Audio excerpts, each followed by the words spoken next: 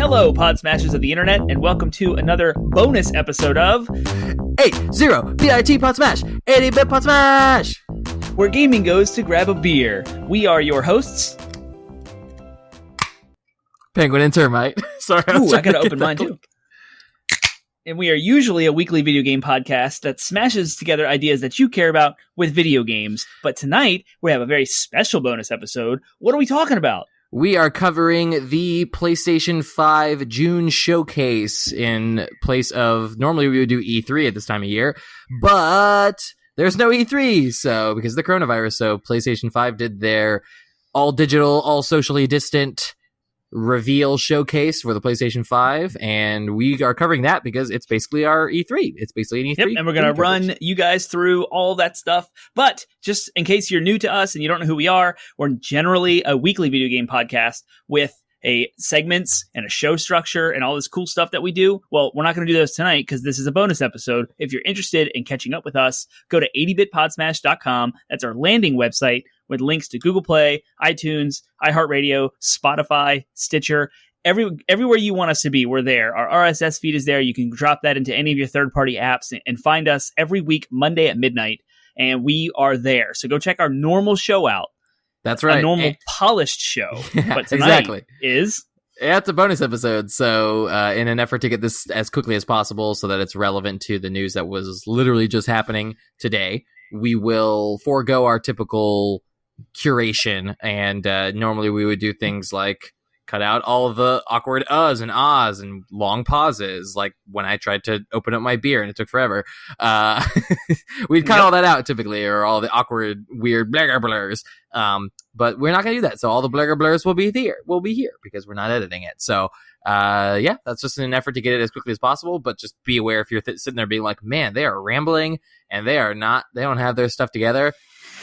We never have our stuff together. That's the reality. We do magic in the background. So no magic this time. You're getting the raw, real bonus episode. Uncut.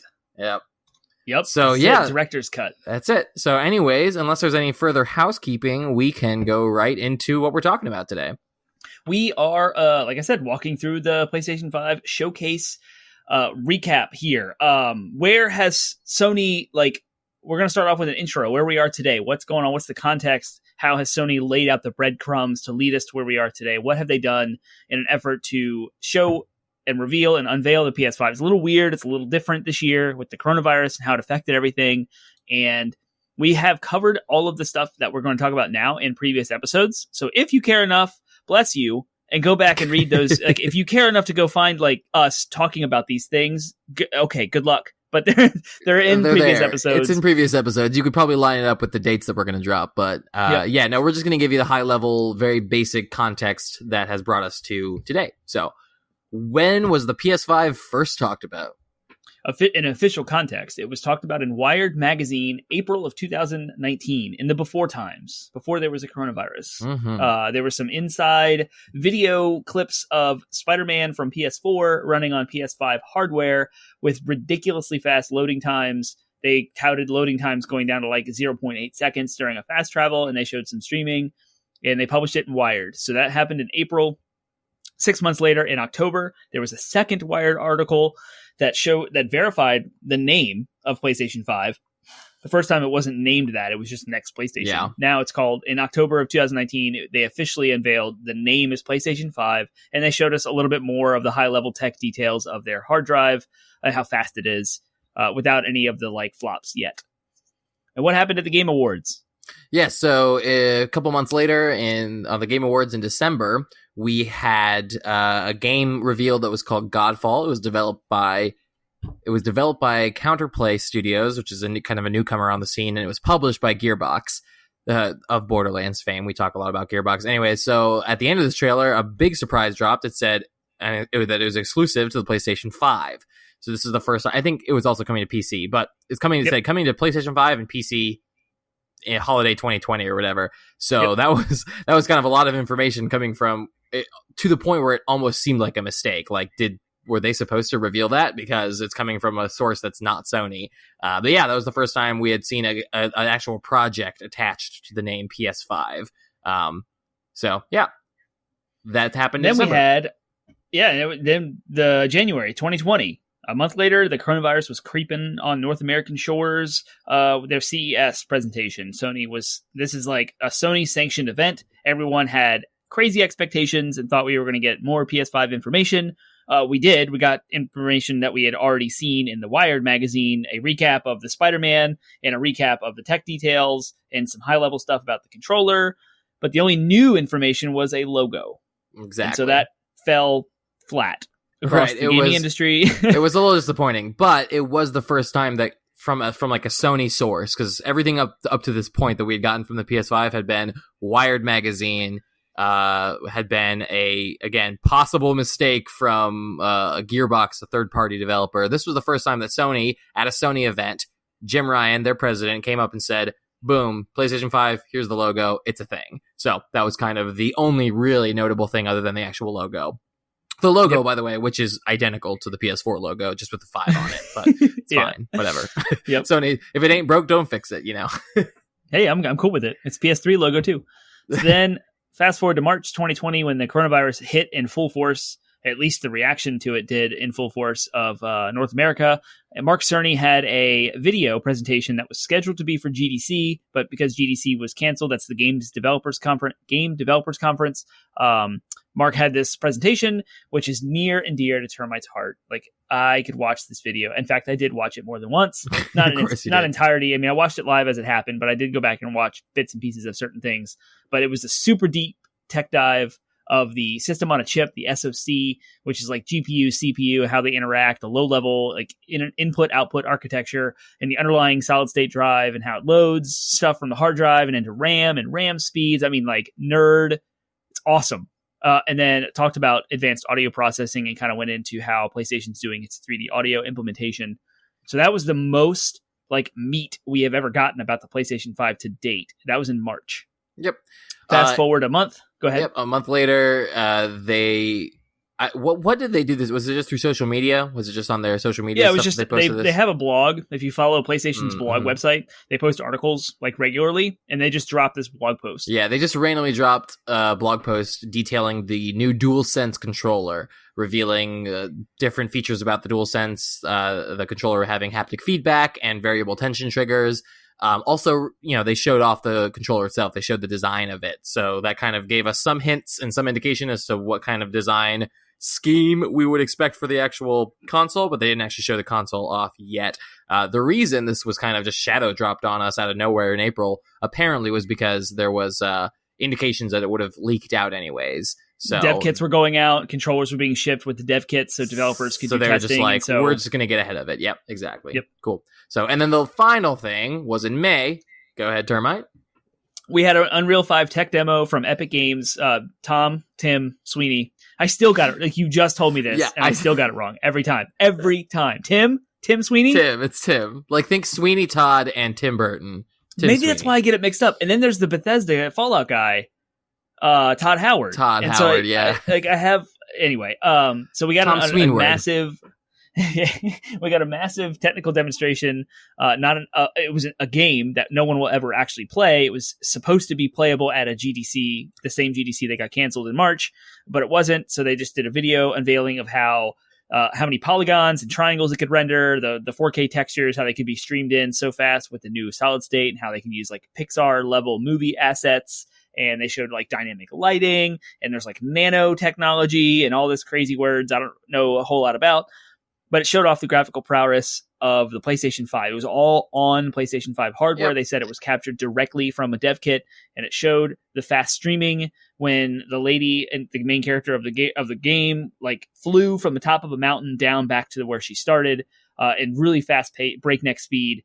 And it showed it really kind of showed off. It was kind of the first time we would see what the console was capable from a graphical standpoint. Like, not just, we had seen a game showed off before as Godfall, but this was the first time that something that was truly designed for the PS5 was shown off, and it looked great. So, so that leads us all up to today, June 2020, June 11th.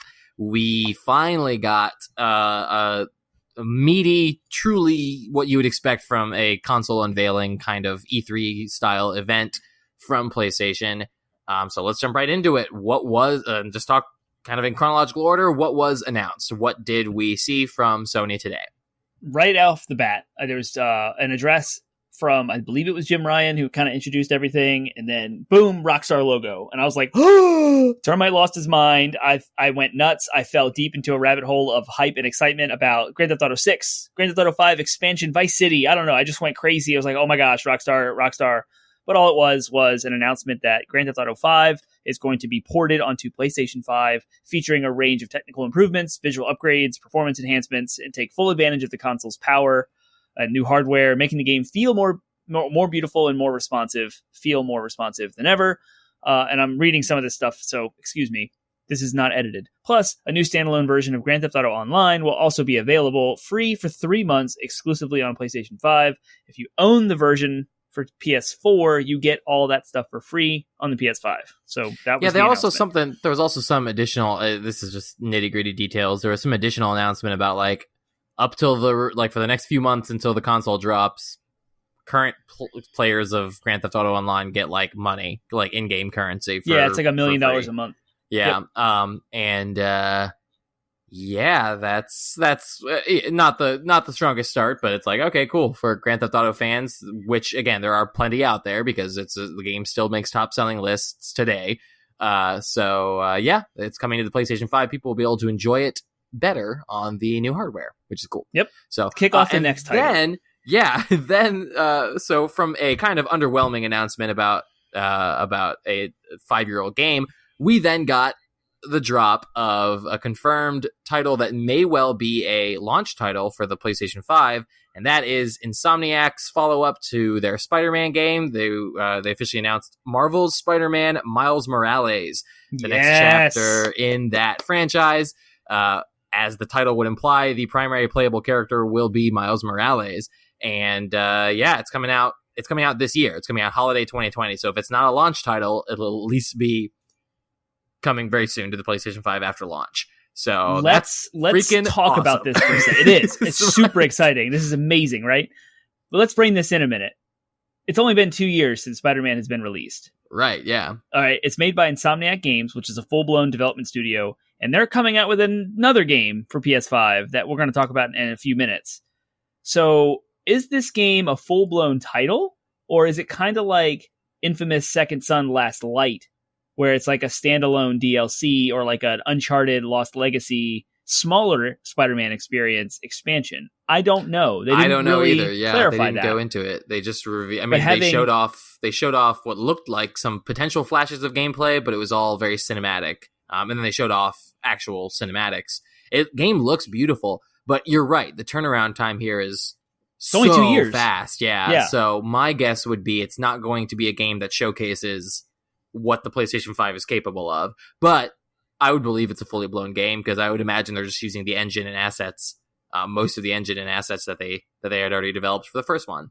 So I guess I don't know how they turned around Majora's Mask in a year from Ocarina of Time. That was 1 year turnaround. It was a full blown game. So maybe that was on they the haven't same clarified. hardware. The only weird, right. Just because it's on new hardware, it's either that or they must have had this plan laid out before the first game came out, knowing that they were going to be dropping the follow up on the new hardware. So they must have had a dev kit ahead. You know what I mean? Like there's a possibility that they just like had this all planned because this is a baller move. I mean, this game is being turned around quicker as a franchise than Horizon Zero Dawn. We'll get to Horizon Zero Dawn, but this game is being turned around at a like rate faster than other existing franchises, and on a jump to new hardware. That's crazy. And so it's other third-party studios that have yearly franchised games like Call of Duty, there's like 3 development studios that make Call of Duty: Sledgehammer, Infinity Ward, and Treyarch. So they come like every 3 years they make a game.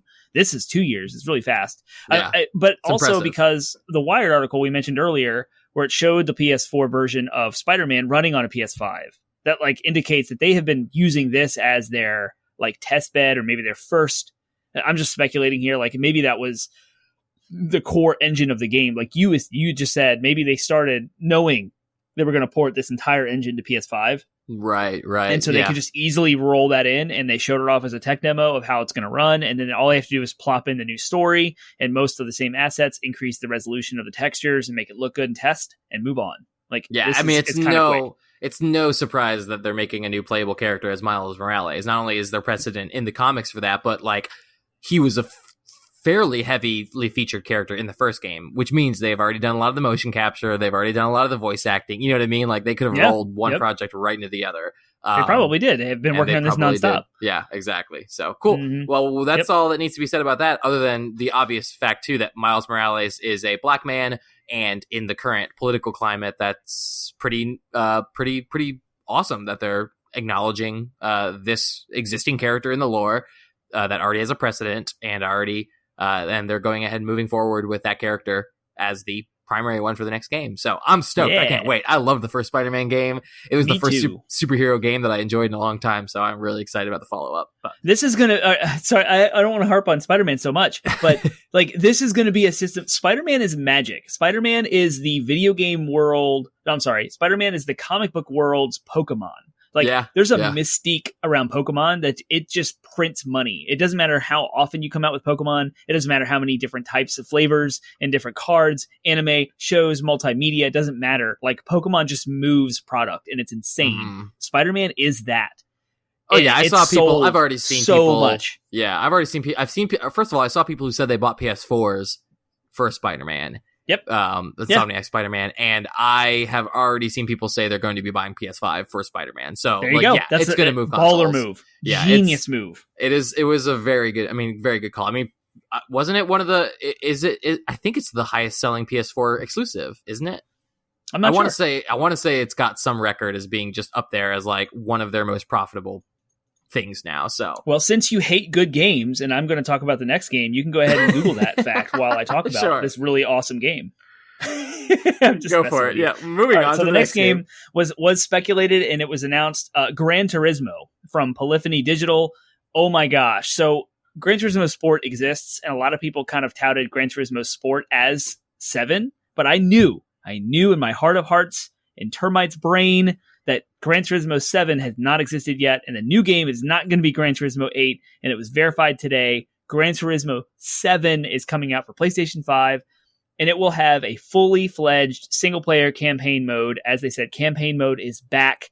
I am so freaking excited. Gran Turismo is like my favorite racing franchise outside of Mario Kart of all time. It is the real driving simulator. Forza, I appreciate you. I love you, Forza. You are amazing. I have played all of your games except for 6, including the Horizon series, Forza Horizon 1 through 4, and I adore and love some Forza. I have a lot of them on my shelf, but Gran Turismo, I love. I love Gran Turismo, and I've always touted it as being better, and I bought a PlayStation 3 for Gran Turismo 5, so they showed off Gran Turismo 7, and this mattered. Before, we didn't even address this. Before this presentation, Sony said you should wear headphones. And for a reason, because they're going to have like special audio, right? So, and they touted this whole 3D audio engine in Mark Cerny's discussion earlier about how they're going to do some crazy new things with audio. And in this trailer, it really, really highlighted the audio. It was a first-person view. It was totally in-game. They had the full UI for a long time. Like, I almost questioned whether or not they should have showed it this long. But it was a battle. He was driving a car, or she was driving a car, doing this pass battle over turn after turn after turn on this one race. And they were like running off of the road a little bit onto the bump strips. And you could hear the tires like clapping on the bump strip, like bump, bump, bump, bump, bump. And you could hear the engine roaring. You could hear the cars as they got past and behind you. And like the 3D, it sounded so good. And I had it turned up really loud because I was really into this game. Like, I love cars and engineering and racing. And so amazing sound with cars, the tires, the engines. Like, I am all in. I am in. Gran Turismo 7, finally campaign mode is back. I did not pick up Gran Turismo Sport because it was mostly this online games as a service type racing thing. And I'm not really into that because I suck real bad at games and I don't have fun when I lose. So Gran Turismo 7. Did you find the Spider-Man fact? I did. I was going to segue smoothly into it by first of all saying, since I hate good games, let's move on. And then I was going to follow up by saying, in addition to developing the follow-up title to the best-selling superhero game of all time, that was the fact that I looked up. There you go. It was still one of the best-selling PlayStation exclusives, but in regards to the record, it's the best. It topped Arkham City as the best-selling superhero game of all time. In addition to developing that game, somehow Insomniac found the time to develop a follow-up to Ratchet and Clank as well, their proprietary title. So, proprietary PlayStation exclusive title, Ratchet and Clank will be getting a follow-up called Ratchet and Clank Rift Apart. This game was clearly placed in the showcase. First of all, placed very well near the beginning. And it's awesome because the whole plot now is like in the Ratchet and Clank world, something has happened to cause like dimensions to collide into one another. So that's what the Rift Apart title comes into play. They keep going through all these different portals into different parts of the world, and what this entire game seems to be a showcase of is the SSD and the ability to load and render environments instantaneously. Because they could probably have done this in such a way with the current hardware, but they would have had to do illusions. So what they were showing off here is the ability to like look around and see that the game is rendering these environments instantaneously as you're switching, like portal hopping basically through all these different environments. It's crazy. It's awesome. So this is the first time that I was watching this and I was like, oh my, this is the next gen. The next gen is going to be defined by its ability to load things quickly. Yep. And like all of the stuff that we saw at the Unreal Engine, right? Unreal Engine is a third-party engine. It's going to be mastered for each different platform. And so there's a level of abstraction that needs to happen, and that kind of limits the engine. Insomniac Games is making Ratchet and Clank Rift Apart exclusively for PlayStation 5, which means they can really get into the nitty-gritty hardware. And this game definitely, as you said, showcased. They opened up portals and like skydove from a city with ray traced, like crazy reflections everywhere, windows and shiny silvery metal, and dropped into a mountainous region that looked like a canyon of like dirt and dust and rocks, and then dropped into an entirely different environment with like lush, like plants and foliage and it just happened. Like it was just like boom, boom, boom. And then you can even pull in with this new tether like object. You can like open up a portal and throw a hook shot into another dimension and pull assets out from that world into yours. And it was all like seamless. The performance was flawless. The frames never dropped. Yeah, it's like see what they're showcasing. I just wanted to elaborate on the fact that it's woven into the gameplay. I'm not a game designer, so I don't know all the tricks that they use to create the illusions that they use. Because you may think because what Termite was describing is this new item that allows you to basically like instantaneously teleport to these different areas, but. So you might be thinking, well, Portal has done that years ago, but it's like, it's different. There's something different about it because Portal, it seems very like curated to these specific spots. Whereas in this, it at least appeared to be that you were genuinely like warping and the game was rendering the new environment. Like, it's an entirely different, So Portal is the same room. Like in Portal, you have like a room and you're jumping around from room in the same room. So that like the game doesn't need to load a different room or a different environment. Yeah. With this you're loading an entirely different level. I mean, it's everything about the level is a different color with different types of styling. And now remember they said in the if the Spider-Man 4 was designed for the PS5. Sorry, not Spider-Man. Spider-Man for PS4 was designed for the PS5. They would be able to make Spider-Man move so much faster because they wouldn't be limited. That's what this game is showcasing. It's showcasing the ability to pretty much instantaneously load assets at such a fast speed. So this game, I mean, basically Ratchet and Clank in this case is what they prophesied with that Spider-Man would be capable of. Oh, it's great. So cool. It makes sense. Let's explain it like this. If you've played the Ratchet and Clank game, the remake for PS4, you know that you switch between different planets. And each of those planets require you to go into a menu and load the planet and wait and load screen and then go in and you're in a new planet, right?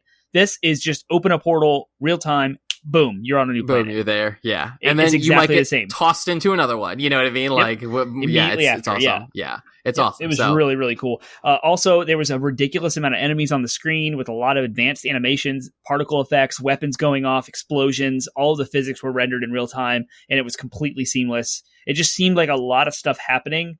So that's the cool part about this whole podcast. Everything that I've done in gaming is like, as a gamer, I pay attention to these tiny little details that a lot of people don't, and then I get to talk about them, and that's pretty cool. Yeah. So like, I've played games for the last 30 some years across all these different platforms. So when stuff happens at a small level, I notice it and I know to look out for it. I'm not touting my own horn. A lot of gamers do this too, but because I'm describing to you this video over an audio-only podcast and we don't have it in front of you to play, I can highlight and point out there was a lot of enemies on the screen. There was a lot of explosions and a lot of small animations that were happening along the environments that you can interact with as things exploded. It wasn't like destructible environments, but it was definitely objects that blow up in the environment, like jars of clay and like metal bits would fly everywhere, and then like bolts would spray out everywhere, and you would collect them all, and it was just like, oh my gosh, there's so much going on the screen at one time. So yeah, the game really showed amazing. off, though. Yeah, I mean, it really just the ability to like warp through environments, though. This game was built from the ground up for the PlayStation 5, and it shows it off really well. And female Ratchet. Yep, there's a female. Yeah, I was gonna say there's it's called titled Rift Apart because it appears that at some point early in the story, the characters Ratchet and Clank will be separated by alternate universes, and in one of the alternate universes, Clank ends up with a female Ratchet. So that's exciting for its own in its own way. But I'm so glad that they offered this game for free with PlayStation Plus like 2 years ago, because I played it I don't know, about a year ago, and I was so glad I played it. It was such a fun collectathon platformer. It was kind of before my trophy days, so I might have to revisit it before Rift Apart comes out in order to get that trophy. Apparently it's a pretty easy platinum. So yeah, cool. Yep. All right, T-Bone's got the platinum. Go ahead. So let's move on, because we've been waxing eloquent about Ratchet and Clank, and I want to wax eloquent about this next game. So, yes. After they spent some time with Ratchet and Clank, we saw the Square Enix logo pop up on the screen, and they also touted their Luminous Productions, which Luminous is the name of their engine. Right? Yep, yeah, exactly. Yeah. Yep. So they revealed this game. It's a brand new IP, which is exciting in its own right. And it's called Project Athia. I don't know if that's going to be its final title, but that's what they revealed it as.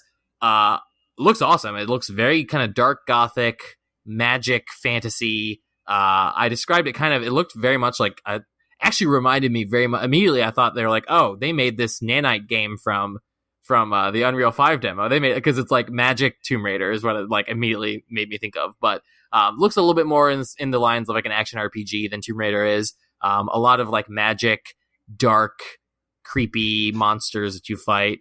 Game looks, and just the feel of it looked awesome. Looks right up my wheelhouse. I was like, I want to play this game. So yeah, I want to play it. A couple of things about this game. Gary Whitta of Rogue One Star Wars fame helped write this game, so it will have an amazing story if he has anything to do with it. I swoon over Gary Whitta. He's awesome. He did the whole animal talking that I've been my favorite things forever. So he hosts all of that, the whole like Animal Crossing stuff. The late night talk show that's in Animal Crossing is Gary Whitta. So that's him. He's involved in this project. But I also want to read the PS Blog's like post announcement word, because I think it describes it in a way that Termite likes to describe it, and that is the true way from the developers. And that Project Athia is a culmination of our philosophy here at Luminous Productions to create completely new and fresh gaming experiences that fuse together the latest technologies with art. With PS5, our vision truly comes to life, and with Project Athia, players can look forward to being transported to a vast and detailed world filled with beauty and dismay. So that actually doesn't say a whole lot about what the game is. Yeah, it could be a flop. It could be a terrible game, but it looks great. It looks good, and it's on my radar. I will be paying very close attention to it because I want to play it. Again, following up to revealing Lady Ratchet, this is another game with a strong female protagonist, it looks like. I forgot. With every title that we talk about, I want to indicate whether they showed actual gameplay, like legit with UI or not. And so far, we've talked about Grand Theft Auto 5, which, of course, they showed gameplay, because the game already exists. Spider-Man, it was a gameplay, like in-game rendered trailer. So it looks like in-engine, but it was a trailer. I thought a few of the scenes looked like they were gameplay footage that was stripped of the AI. If it doesn't have a UI, if it doesn't have what the gamer is going to see with the UI and everything, to me, it's not gameplay. Yeah, but sometimes they show gameplay without the UI because they haven't developed it yet, because the UI is janky, but they're still showing off. Maybe, and that's what I call it. No, that's totally I call that before. A gameplay trailer. Like, it's a trailer that's curated, because it's most still like of you have to admit, like, most of these games don't have UI yet, or at least some of these, like some of the new ones, they don't have UI yet, or if they do have UI, they're so rudimentary that no one would want to show them. So I still think like there were some shots from Athia that looked like they were like action sequences from the gameplay itself, but I call that be remembering a gameplay trailer, because it's a trailer It's a curated experience in advance that is I see what you're pre-recorded saying. and shown yeah. versus someone with a controller in their hand actually playing. Understood. Yeah. So No, they're totally picking and choosing, being like, yeah, this is ready to go. And what it actually indicates is how far in development the game is. So if they show a UI, like you said, like if that means it's really close to coming out. So Spider-Man did not have a UI. It showed what looked like to me gameplay trailer. It was all in engine, so it showed exactly what PS5 looks like, and it shows it all there. It's like rendered in real time. It's not a pre-rendered video. Gran Turismo 7 was totally gameplay footage. They had the whole full UI, Ratchet and Clank, full UI, ammo, health, the whole works. And then this game, it looked like, again, it was just in-engine. And it was a teaser kind of in-engine gameplay trailer. Still looked great, and it's totally on my watch list of games that I hope. There's some games that you see and you're like, I want that to be good. When I first saw Anthem, I was like, I want this to succeed. I was rooting for Anthem. This is one of those games that similarly, I'm like, I'm rooting for you. Don't let me down, Project Athia. Yep. So, but cool. We don't know much about it beyond that. It's just got kind of a dark gothic look, kind of a gothic fantasy look. So, Indeed. like there were wolves that were made out of like briar thorns and had glowy bits inside of them. So I don't know if that gives you any indication as to what the game's going to be like, but that was one of the significant shots. I had this thought, and we'll jump off the rails for just a second. Throughout this entire presentation, we're about to get into the kind of indie A titles, maybe some B titles. They all have such unique art styles that I can't like apply words to them anymore. I'm like, this game kind of looks like Samurai Jack. Oh, this game looks like an anime. Oh, this game looks like BoJack Horseman. And then this game looks like Horizon Zero Dawn married with Breath of the Wild. So it's so hard. Like, please, if you do care about these games as we describe them, I'm going to try the best. We are going to try the best we can to like describe them to you. But as audio listeners, you don't see them. Like, go look up a trailer if one of these things catches your attention based on our description. Yeah. It's also hard to. The other thing I know that I thought was thinking too is like with those heavily stylized games, it's hard to really tell how the game is going to look and how it's going to stand out as a PS5 title versus a PS4 title. So many of these games they showed off, I was like, okay, that would look just like it does on just like what they're showing off now. It's going to look the same on a PS4. So that's the other thing. Yeah, exactly. Yeah, but anyways. Mm-hmm. Moving on, there was, speaking of, if I'm correct, a indie title, Yeah, it is. There was a title from a studio called Blue 12, thank you for noting that, and the game is called Stray, and it is, looks like a game that basically you play as a cat? Maybe. And maybe, or maybe you play, like, something about a cat befriending a sentient drone, so maybe you're the drone and you help the cat find its way home. Either way, it's a cat in a world of robots. The only thing I have to comment on this is I was watching my son while watching the showcase, and when at the very end of the trailer the cat goes up and meows at the camera, and my son goes hi, which is his version of meow, and it was adorable, and I almost died. So, yeah, that's all I have to say about that. Mm-hmm. Yeah, the description from the PlayStation official blog says, a little cat in a futuristic walled city devoid of life befriends a sentient drone. The cat must find its way home and perhaps help the city along the way. All the people in this game have like old school CRT monitor faces that show their face on the screen. So it's like a weird way of not showing emotion through voice. I don't know. It looks pretty cool. I could actually be sold on this. It looks kind of like Cyberpunk. But I'll have to wait till it comes out and check it out and see the price point and all those things. So moving on, we had the next game called Returnal from Housemarque. It's a new IP for the Worldwide Studios brand. Trapped in an endless cycle like Groundhog Day meets a Tom Cruise movie. There was this lady in like a spacesuit, and it was very like action-y, and she crash landed on this planet, and every single time you wake up, something about the world is a little different, but she's becoming infected in her mind and memory about this game, or I'm sorry, about like this planet that she's on, and the longer you spend there, the longer her sanity is gone, so she's like fighting a battle against losing hope. It looks like a third-person shooter exploration, but with some first-person shooter action-y, so it actually showed gameplay here, which looked cool. I don't know. It was because it's a new IP for Worldwide Studios. I'm a little interested in it more than I would normally. I'm definitely interested due to the simple fact that it's a new IP. And it looked fun. It looked good. Looked awesome. Although I have to share my note. Tom Cruise movie? It's Edge of Tomorrow. Edge of Tomorrow. Thank you. That was I was trying to like Groundhog Day, Edge of Tomorrow. Yeah. The funny thing is, I have to share my note, and apologies. We tend to try to keep it family friendly, but I have a slight, tiny swear here. My note was dark ass Outer Wilds. Yeah. Yep. That's it's exactly like it. Another planet. You're caught in a time loop. It seems like each reset of the clock, you have to explore further using the tools that you found in the last And so what it I just hope. seemed, It just seemed what? I was gonna say, it just seemed like Outer Wilds, but the whole vibe and feel of it, as opposed to Outer Wilds, which is this kind of like cel shaded, cartoony, warm game. This game is just like dark as crap and just like It does looks kind of scary, a little bit of horror elements involved in it. I'm interested in it though. All of those boxes tick off intrigue for me, but it is not the only game in this showcase that I will end up comparing to Outer Wilds. It seems like time loops are in, is all I'm going to say. Yeah, it does actually. And I hope it's not because of like Binding of Isaac and these other, is it rogue light or rogue like games roguelike, yeah. It L-I-K-E. harkens back to the old days of like some old PC adventure games that we've talked about in our Gaming by the Decades shows in the past, but where you're supposed to die. You have to play and die, and you have to play and die, and you learn something about the game and the mechanics every time so that you can advance a little farther. Those games aren't fun to me because they're hard intentionally to stop you from progressing, and you just have to constantly play them over and over again. So I hope this game and the trend that we see in the future about these trapped cycles, that's not that.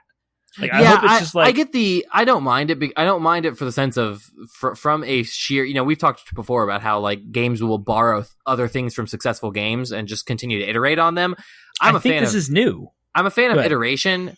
Mm-hmm. This strikes me more as a Majora's Mask / Outer Wilds kind of thing, where and maybe it's not. Maybe you will intentionally die. Like maybe it'll be roguelike in the sense that they kill you and then you restart over. But to me, it seemed more like there's a fixed time limit. You get as far as you can in a fixed time limit, and then your progress, like the tools and stuff that you acquire each time, transfer with you each time, and then you just have to and then you get further by because you have better tools.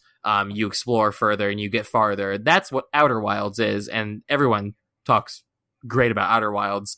So I think that's the next kind of iteration of roguelikes, is not making it harder, but giving you a fixed time limit and trying to get you further and further with each iteration of that time.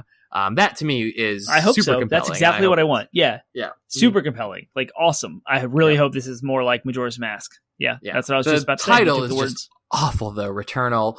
I'm but like, whatever. It's just such a bad title. Speaking of titles, it's not a real word. Returnal is not a real word, for the record.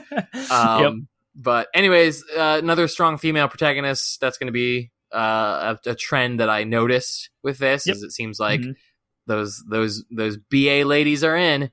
Awesome. We've seen like 3 of them just right off the beginning of this, with Athia, female Ratchet, and Returnal already. Yeah, it's boom. So cool. All right, moving on. Do you want to talk about the next few? Because sure. I don't think I was There's a new game enough. in the it's fine. In the Little Big Planet kind of aside game off of the Little Big Planet, starring Sackboy. It's called Sackboy: A Big Adventure, made by Sumo Digital. It's an old school looking 3D platformer starring Sackboy from Little Big Planet. They showed some gameplay, exploration, collectathon. Looks fun, easy to play. Probably, maybe. I mean, it could be difficult, but I mean, like it doesn't look dark, deep, and meaningful in story. It's just like this easy, kind of shallow, bright, easy to chippery, digest, easy to play in front of your kids. Total. Yep. I mean, Gavin, my son, was just like fixed on this, like when it was on the screen. So I'm like, oh well, who knows? When he's older, maybe this is a game I get for him. Yep.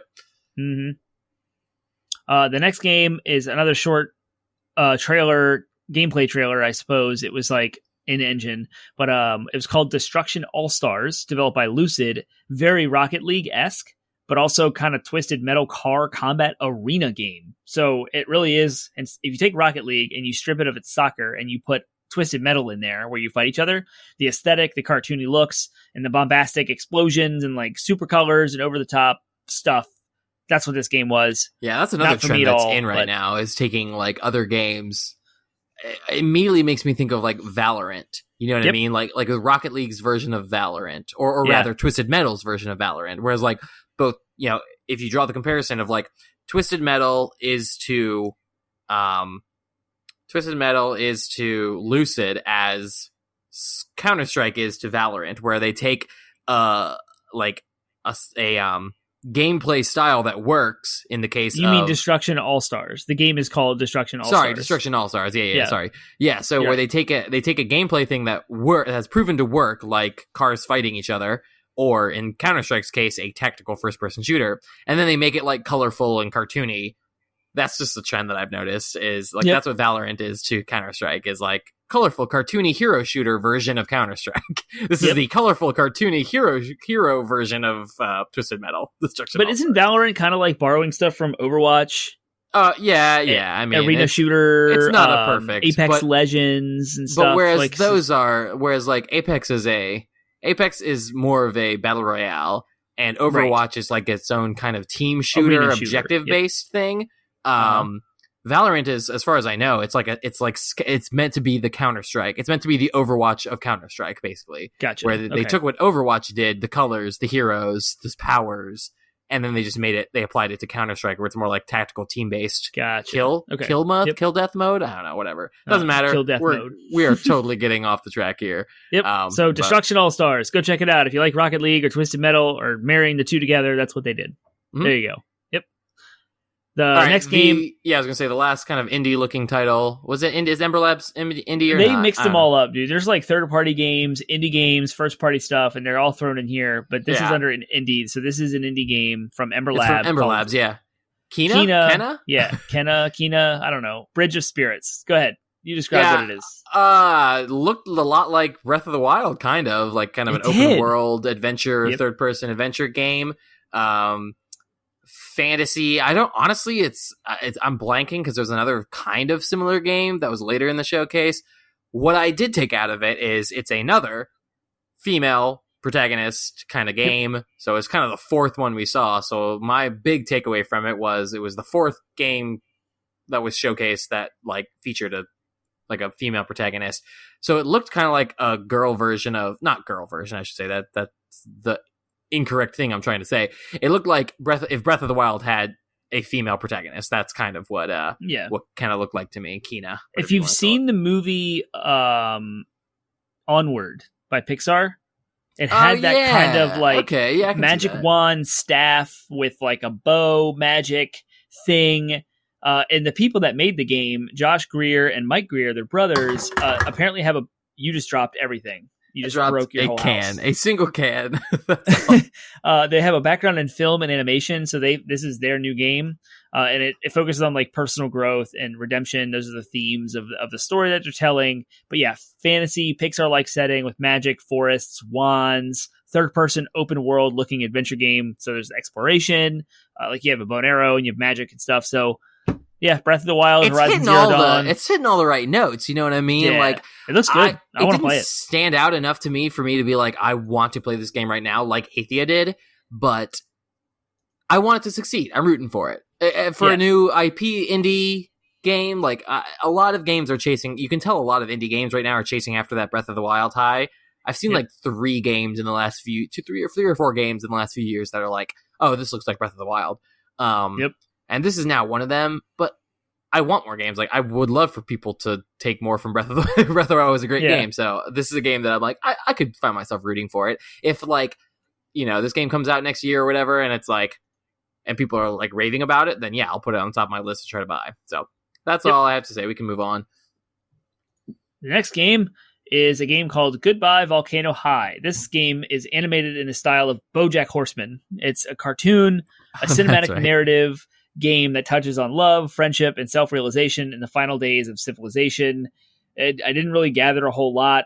There was a book they were burning called Goodbye Volcano High, and it was just it was like a band, and they were playing in a band together. I was checked out during this entire trailer. It was hard to follow. I remember it looking like BoJack Horseman, and that's all. Yeah, and animals that were humans, personified animals. So it looks interesting. So keep your eye on that if you care about those things. It's from a studio called Co-op. I don't really know much about them or what they do, but Co-op with the K, cool. yeah?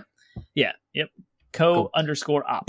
Yeah. All right. Next is a title that I had relegated to the annals of gaming history. I did not know they were still making these games, but a development studio called Oddworld Inhabitants announced Oddworld Soulstorm from the Oddworld franchise. So I was like, Oddworld? I haven't seen that in forever. But you could tell with the creepy looking alien characters with the weird bandages over their mouths. I was like, oh, this is Oddworld. So I never really played Oddworld. Has it always been just kind of like a 2D platformer? There are shooter? a bunch of entries in the platform. Two of them for PlayStation. There's a couple of Game Boy entries. Munch's Odyssey was an Xbox launch title. And then the most recent one is called Oddworld New and Tasty that came out on PS4, Xbox One. And this looks like the studio that makes it, the publisher, Oddworld Inhabitants, began in 2014. And it's made in Unity. So this new game, who knows? According to the wiki that I'm looking at, Oddworld Soulstorm is also made in Unity, but it's published by Oddworld Inhabitants. Interesting. And it's an expanded recreation of Abe's Exodus. Gotcha. Which I did not gather from the trailer. No, I didn't remember Oddworld being so. Oddworld is one of those that kind of orbiting. I know friends played it, but I never really played it myself. It's darker for whatever reason. I didn't realize that game was so dark. Super dark. It's dark. Okay. Yeah, I have the first two on PS1. Yeah, I have to give it a chance. But anyways, it looks fine for a platformer, for like a platforming shooter game. It almost 2D. has like a Lemmings kind of. It looks like you manipulate people by the environment. That's what you do in Lemmings. Have you played Lemmings? No, we talked about it. We talked about it. We did. Yeah. The only thing I took from it was real facts about Lemmings. So go on. Oh, yeah, that's true. Oddworld Soulstorm, according to the PlayStation blog, is a major visual and cinematic lead for the celebrated series with an intelligent new gameplay mechanic and twisted new devices to enable explosive deviousness. From Oddworld Inhabitants, Oddworld Soulstorm's scope and scale are larger than we have tackled before. We plan to use PS5's stunning graphic fidelity, mind-blowing 3D audio, and the DualSense controller to enhance our storytelling and artistic abilities to bring you closer to the game and to create even deeper emotional Oddworld experience. Nice. Well, Speaking of games that were darker than we expected them to be, I don't know what I expected from a game called Ghostwire Tokyo. All we knew about this game before today was that it was published by Bethesda and developed by now I know Studio? It's Tango Software. Tango Gameworks. Yeah. Anyways, all they did was show off this game briefly, like a year's E3 ago or something, or maybe it was Game Awards. Maybe it was. You're right. It was Game Awards. All it was just like a brief trailer, and all we knew about the game is it took place in Tokyo, basically. So they finally showed it off today. It is a first-person, for lack of a better term, I'll say first-person shooter, but instead of guns, you're casting magic spells, it looks like. And it looks like you're fighting a bunch of ghosty Slendermans. It's a bunch of faceless dudes in suits. The implication is that they're ghosts, I guess? Some kind of supernatural. But it's a action-adventure, first-person perspective game. And looks awesome. It looks right up my alley. I'm like, this is another one that, like, again, as a new IP, it suffers from the potential, the uncertainty potential. But I'm rooting for it. I want this game to be good because it looks fun. The development company made The Evil Within and The Evil Within 2 on PS4 and Xbox One recent consoles. And so if you played those games, which I have not, you'll know kind of what Tango Gameworks does. But reading from the PlayStation blog from Bethesda, from Shinji Mikami and the team at Tango Gameworks comes Ghostwire Tokyo, a next-gen action-adventure game coming to consoles exclusively for PlayStation 5 in 2021. Tango Gameworks has taken full advantage of the power of PS5's next-gen hardware to create a stunning, immersive, and mysterious world to experience. Explore the streets of a city filled with spirits and mysterious, otherworldly threats, and an arsenal of powerful abilities at your command. My take was like... Yeah, go ahead, sorry. This is a Japanese, like, psych thriller, like, it's a what do you call those? Not gory horror films, but like psych thrillers, I guess. Yeah. Psychological first person Psychological thrillers. Thank you. That was the word I was looking for. Duh. You're When the mics so go close. live, the words go away when the mics go on. Some kind of psych thriller or something. I don't know. I was like, what? It kind of reminded me of Control a little bit with the way the environment moves. And it's like a you first-person control instead of third-person. The other thing that it made me think of is like, it's like BioShock without guns. Like if all you had, if it was like BioShock, if all you had was the plasmids or whatever, that's what this game makes me think of. Is like just like martial arts and powers. like cool, Yep. Yeah, no, it looks fun. I was like, I get to punch Slender Man in the face with magic. I'm in. Mm-hmm. So I'm looking forward to that game. I'm looking forward to that game way more than I was when they first showed off the trailer. I was like, okay, I was expecting some kind of like modern samurai game, quite frankly. But no, this game looks right up my alley. But cool. That's all that we need to say about Ghostwire. What's next? The next is another indie title called Jet, which I did not gather until I looked it up because the logo scrambled the words, but it's called Jet the Far Shore from Super Brothers and Pine Scented Studios. It looks like Journey when it first loads. You see a bunch of dudes in like robes and Raiden hats from Mortal Kombat, like the Raiden, I don't know what you call the straw hat. And then it shows like a rocket ship and you go into space and it counts down how many days have taken place and it shows like these different planets and all this crazy stuff. I completely forgot about this one. It made me think that the entire game was just you controlling a rocket through different planets. It did look like that.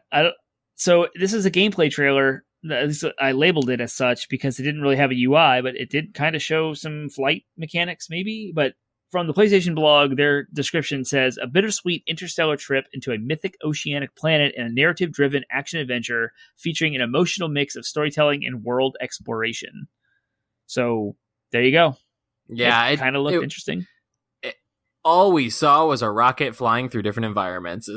Yeah. So that's what I'm going to assume the game is. And really good music. Which could be, it had really good music, had really good atmosphere. Not in any way trying to knock this game. Just simply saying, the gameplay looked basically just like a rocket through, like that you're controlling a rocket. It's got a complete forward momentum, and you just change its direction up and down to avoid obstacles. But that could be really good, and it says it's very narrative driven, so it might still end up being fantastic. So cool. Yep, you never know. All right, but yeah, like you said, again, if we're just talking about impressions, the fact that they like scrambled the word jet. Looked the font they used was atrocious. I thought it was called like Jet M or something. I was like, I just thought it was called the Far Shore, and I didn't know what that first thing was. I thought it was a symbol or something at first, like a logo. And I thought it was called the Far Shore, and said that's the subtitle. And I picked it up before they moved on, but I was still just like, okay, whatever. So next is a game that we've been waiting for more details on, and it's not anything new, but they did show off some more gameplay from Godfall. Which we had mentioned on the onset. Hip hop vibe and the fast paced look, it looks so good. The hip hop, so that struck me as a distinctly Gearbox decision. Like that's the kind of music they would have in a Borderlands trailer. But this game does not strike me as a Borderlands hip hop kind of game. Right, it strikes me so much more as like a high fantasy. It should have had sweeping orchestral music. It was fine for a trailer. It was actually fun. I enjoyed. Don't get me wrong. I thought the hip hop choice was still fun. But I don't know if that's going to necessarily be the vibe of the game when you actually put it in the. Who knows? Yeah. Counterplay Games has said that they have drawn inspiration from the Sanderson Stormlight Archive. Yeah, which is why this game is like number one on my watch list of I want this game to succeed. I will probably end up. It will probably, if it's a launch title, it will be the launch title I pick. So did they confirm it was a launch title? Well, they said holiday 2020. Same with Spider-Man, holiday 2020. But they're also saying PS5 is going to be released in holiday 2020. So you just assume two and two together. Probably going to be for sure launch titles. But from Counterplay Games, quote, "You are the last of the Valorian knights, godlike warriors able to equip valor plates, shard plates, legendary armor." Like, gosh, seriously, did you guys talk to Brandon Sanderson before you ripped him off so heavily? Legendary armor sets that transform wielders into unstoppable masters of melee combat. Players will tear through foes as they climb through one of the elemental realms. We're still hard at work and can't wait for players to experience Godfall when it comes to console debut on PS5 and launches on PC this holiday season.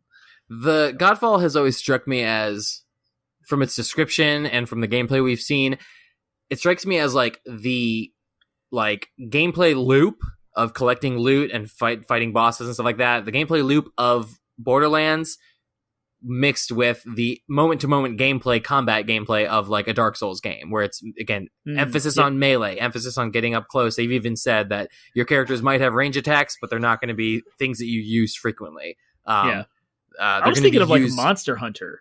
Oh yeah, I can see that too. Yeah, for sure. So Monster Hunter probably is a better for comparison there.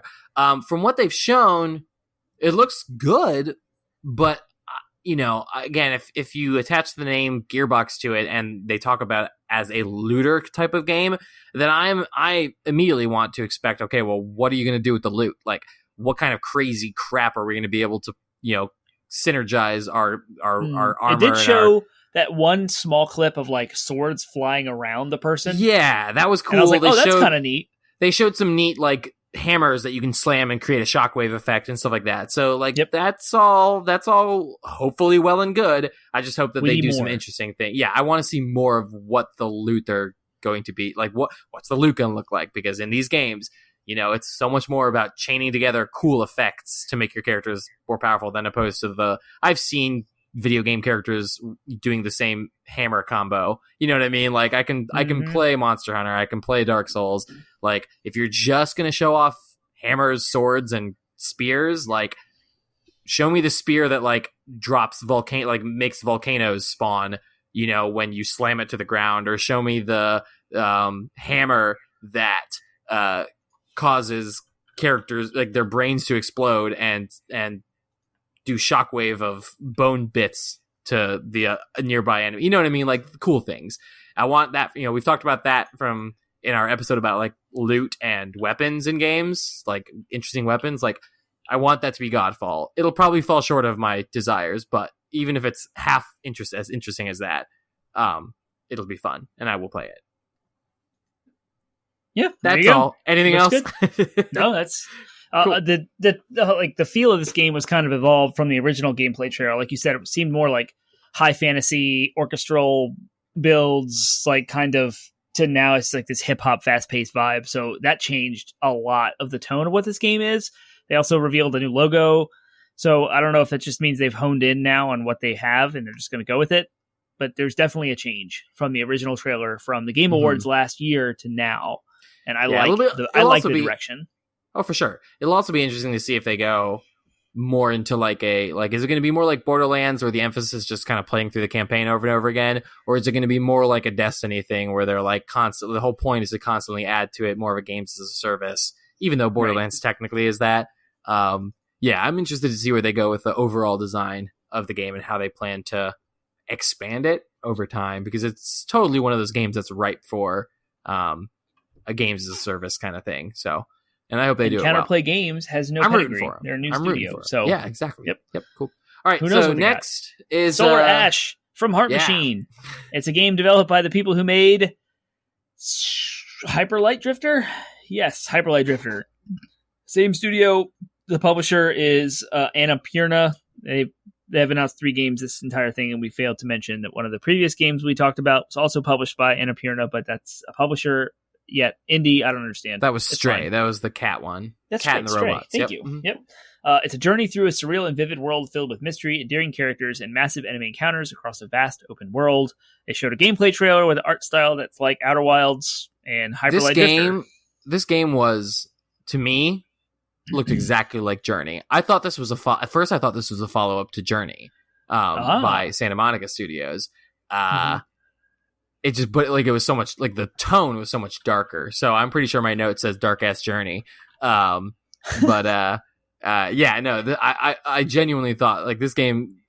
I think that this game's drawing heavy inspiration from Journey, but giving it a darker twist. Mm-hmm.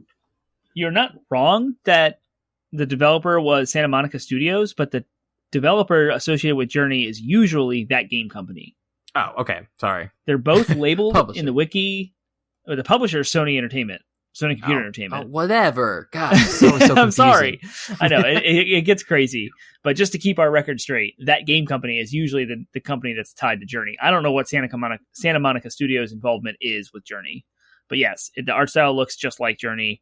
And I never played Hyper Light Drifter, but apparently it's close by. The Description from the PlayStation blog says, I already read it. Did I? I already read that. So we can move on. Okay, next. Yep. Go ahead. Hitman 3. All I can say about this was, holy crap, it was beautiful. Yeah. like I mean, I didn't know it was Hitman at the beginning, and I'm sitting there watching the trailer being like, whatever this game is, wow. Hyper, like the almost, the kind of attempt at photorealism. Still looks like a video game, but man, it was beautiful. So, yeah. And then they showed Agent 47 at the end, and he answers the cell phone, and then they showed Hitman I, the old Roman numeral 3. So yeah, 3. Hitman 3. Interestingly enough, go ahead. No, I was gonna say Hitman's 1 and 2. What consoles were they on? Modern gen. Yeah.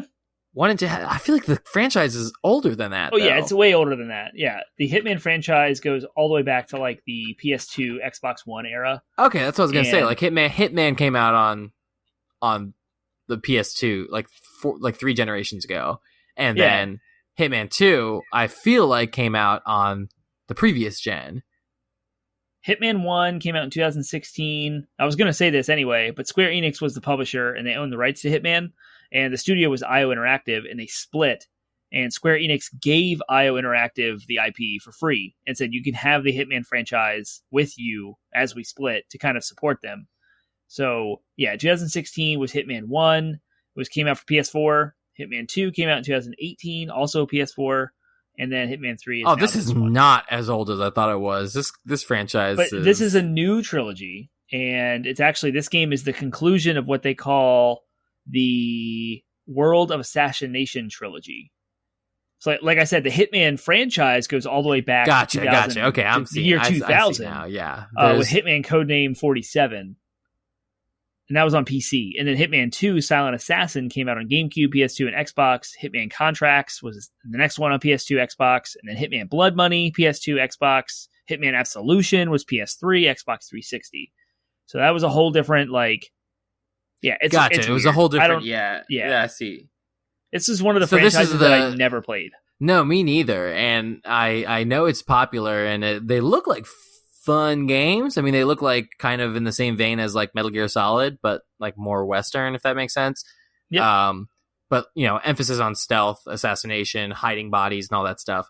Apparently, it gets crazy. Like, you have different choices you can make. You can drug people. You can release toxins into the air and like put people to sleep. And like, okay, so I see. This is this Hitman 3 is the game that was just announced. Is the conclusion of the series since IO got it on its own. Like, so there was like a bunch of games that they developed with Square Enix as the publisher, and then like you said, they got the franchise and they restarted it, or not restarted it. They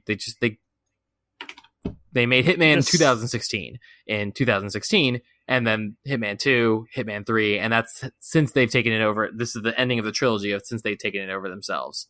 It seems like Hitman 1 was Square Enix still. Hitman 2 was published by Warner Brothers Interactive Entertainment, and now Hitman 3 is solely IO Interactive. This is their first game on their own. I gotcha. Okay, all right, I'm bad. It is confusing. I don't blame you at all. It's nuts.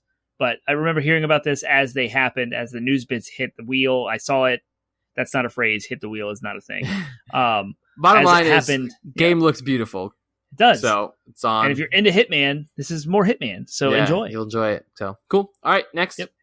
Next is Astro's Playroom by Japan Studio, a 3D platformer. Looks super polished. This looks more like a mascot platformer than the Sackboy Little Big Planet did. And Little Big Planet is actually there's 3 entries in that franchise, and this is the sequel to Astrobot, which was a VR game on the current gen. They did not tout this as a VR game, the Astro's Playroom, the one they showed off today. They did not say anything about VR, but the first game in the series is, and so it's weird. I don't know, but it looks really, really good. In fact, this game might be one of the launch titles if they did not announce a release date as far as I know, but it might be something I would pick up as a fun, like kid-friendly platformer over the Sackboy adventure from previous announcement. Yeah, I barely remembered this though, so whatever. Oh, it was really good. Yeah, I looked it up to see it. Yeah, I recognize it now, but yep. All right. I don't have anything else to add to that though. Yeah, me neither. Next, Go ahead. Oh, it's a game called Little Devil Inside from Neostream Interactive. I'll read your description here. Set in a Victorian-like era, embark on dangerous missions to gain evidence and findings for your employer, a mysterious professor. Again, I don't remember this at all. So the art style of this was like Don't Starve. Do you remember the indie game called Don't Starve? Did you ever see that?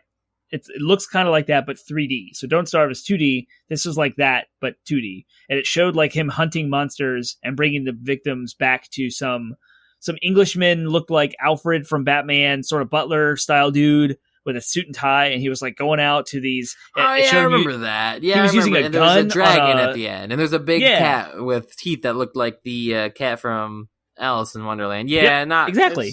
And there was what caught my eye was that he was using a sword, he was using a gun, and like a bow and arrow. And I was like, these are technologies from different eras of the world, and he's using them all in this Victorian-esque era.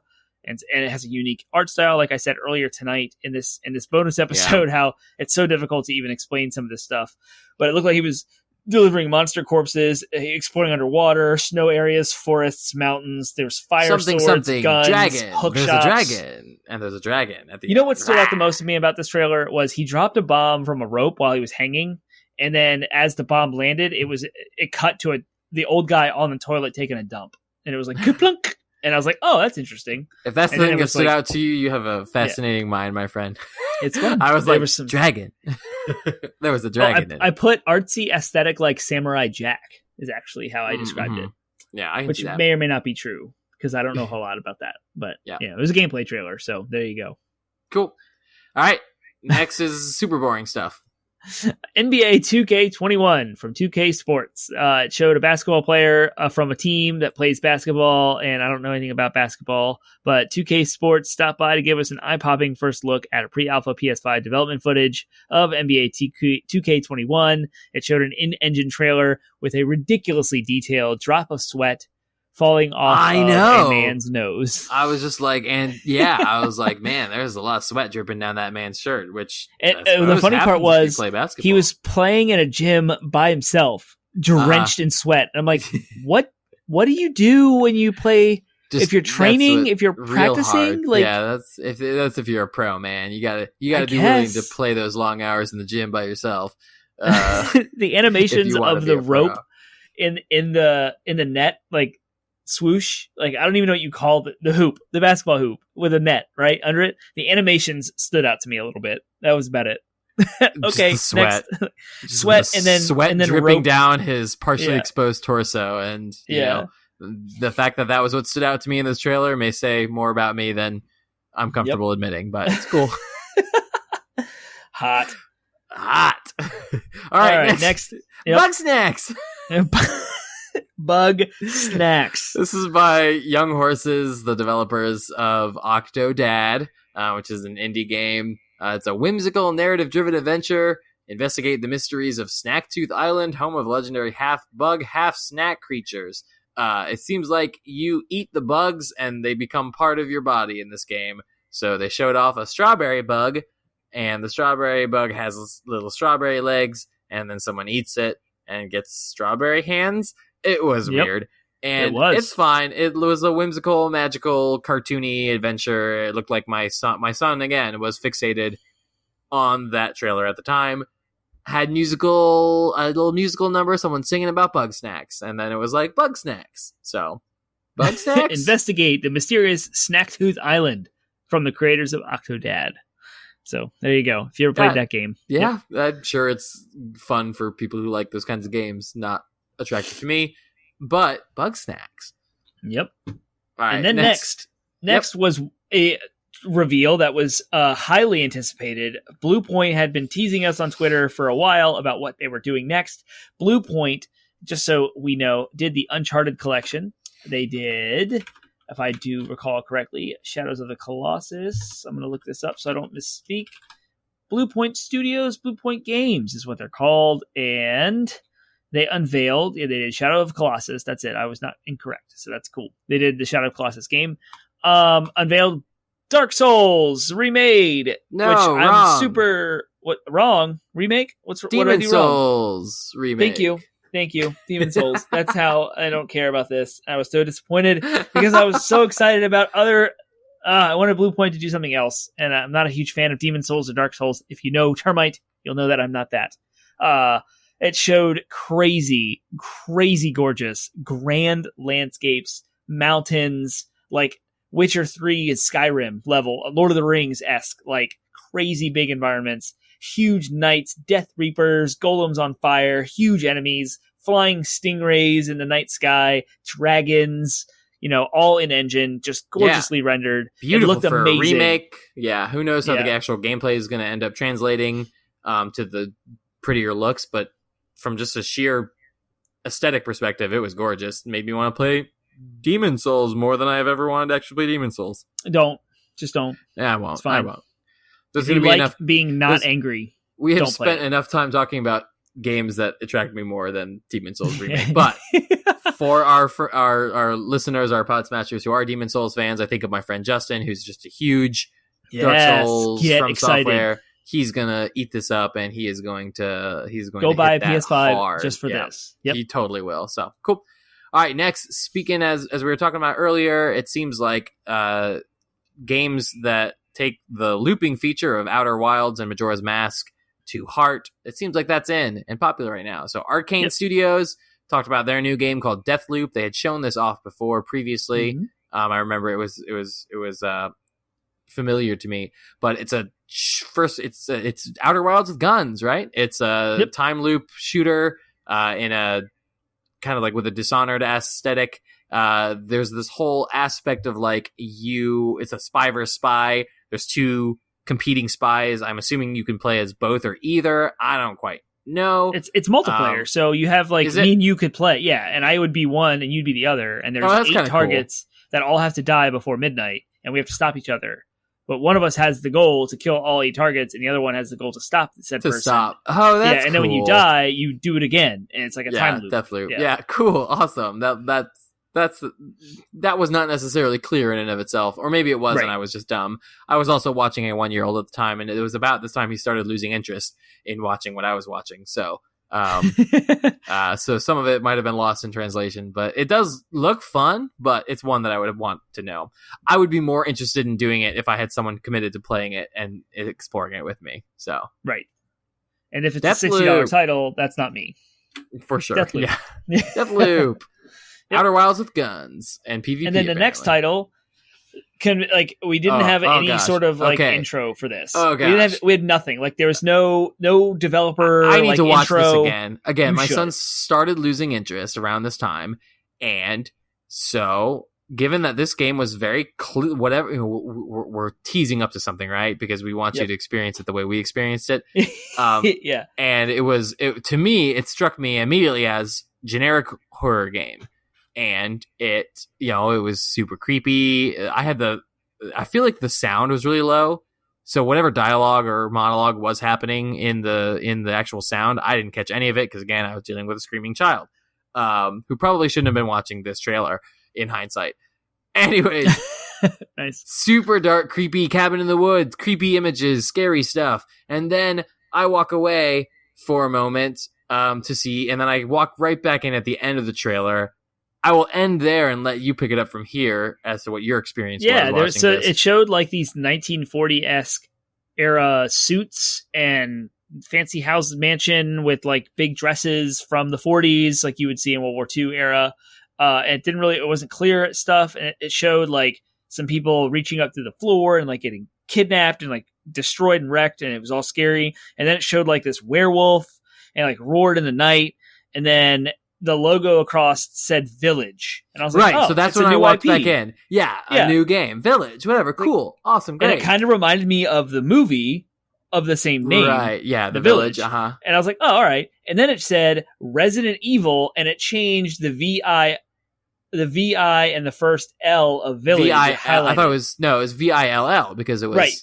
Resident Evil 8. Yes. Yep. So this is Resident Evil 8. VIII. It changed the Yeah. Anyways, doesn't matter. They're doing the same thing they did with Resident Evil 7 Biohazard by changing the letters to make the letters part of the Roman numeral. Blah blah. Whatever. Doesn't matter. Yep. Resident Evil 8. It's Resident Evil 8. That's what it is. It was. And I was Evil like, 8.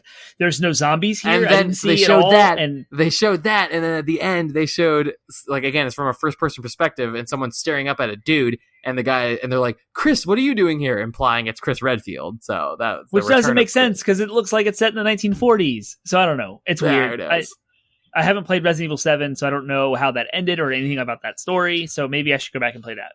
Well, I need to just rewatch the trailer because I didn't get any of the 1940s stuff. Either way, it was a huge surprise. I knew that Resident Evil 8 was at least rumored to be in development, and it was rumored to be in the first person perspective. And to be a much higher emphasis on psychological horror than a zombie shooter. Yep. And that is exactly what they showed off. So that's sweet. I'm excited. And they cut from that to the next game, which is a guy in a spacesuit with the game Destiny 2, the Guardians, had a Guardian helmet on and a spacesuit from like 1960 American spacesuit. And he was walking in New York City in Times Square, and he meets this little girl. And then a satellite comes crashing down through the sky, shattering it as if it were made of glass, like a glass ceiling. And then they both take off into the sky by gravity being sucked out of where they were. And then the satellite coming crashing down, he like produces this, maybe it's the spacesuit thing, produces like a net that looks like Cyrax from Mortal Kombat. That's green, and it like turns them into a bubble, and it defends them, and then they land on the moon. This is all in engine, and then it says Pragmata is the name of the game from Capcom. Yeah, and no idea. No idea exactly. Trippy action psychological game. I think it's like space? Lost Planet. Yeah, have you ever played Lost Planet? No, I don't know. It's a spacey game, and.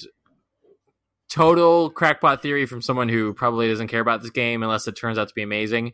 I bet the person in the spacesuit is the little girl from New York. What? Yeah. Called it here. Pragmata. That's it. When that happens, and it's one of those games that's talked about forever because it's going to be amazing, then people can come back and trace it all the way back to the theory was started here. There you go. That's it. Boom. Yep. Penguin called it doesn't say that it's like a sequel or a spiritual successor to Lost Planet, but that's the only thing I can think of by Capcom that they've made in this vein that's different.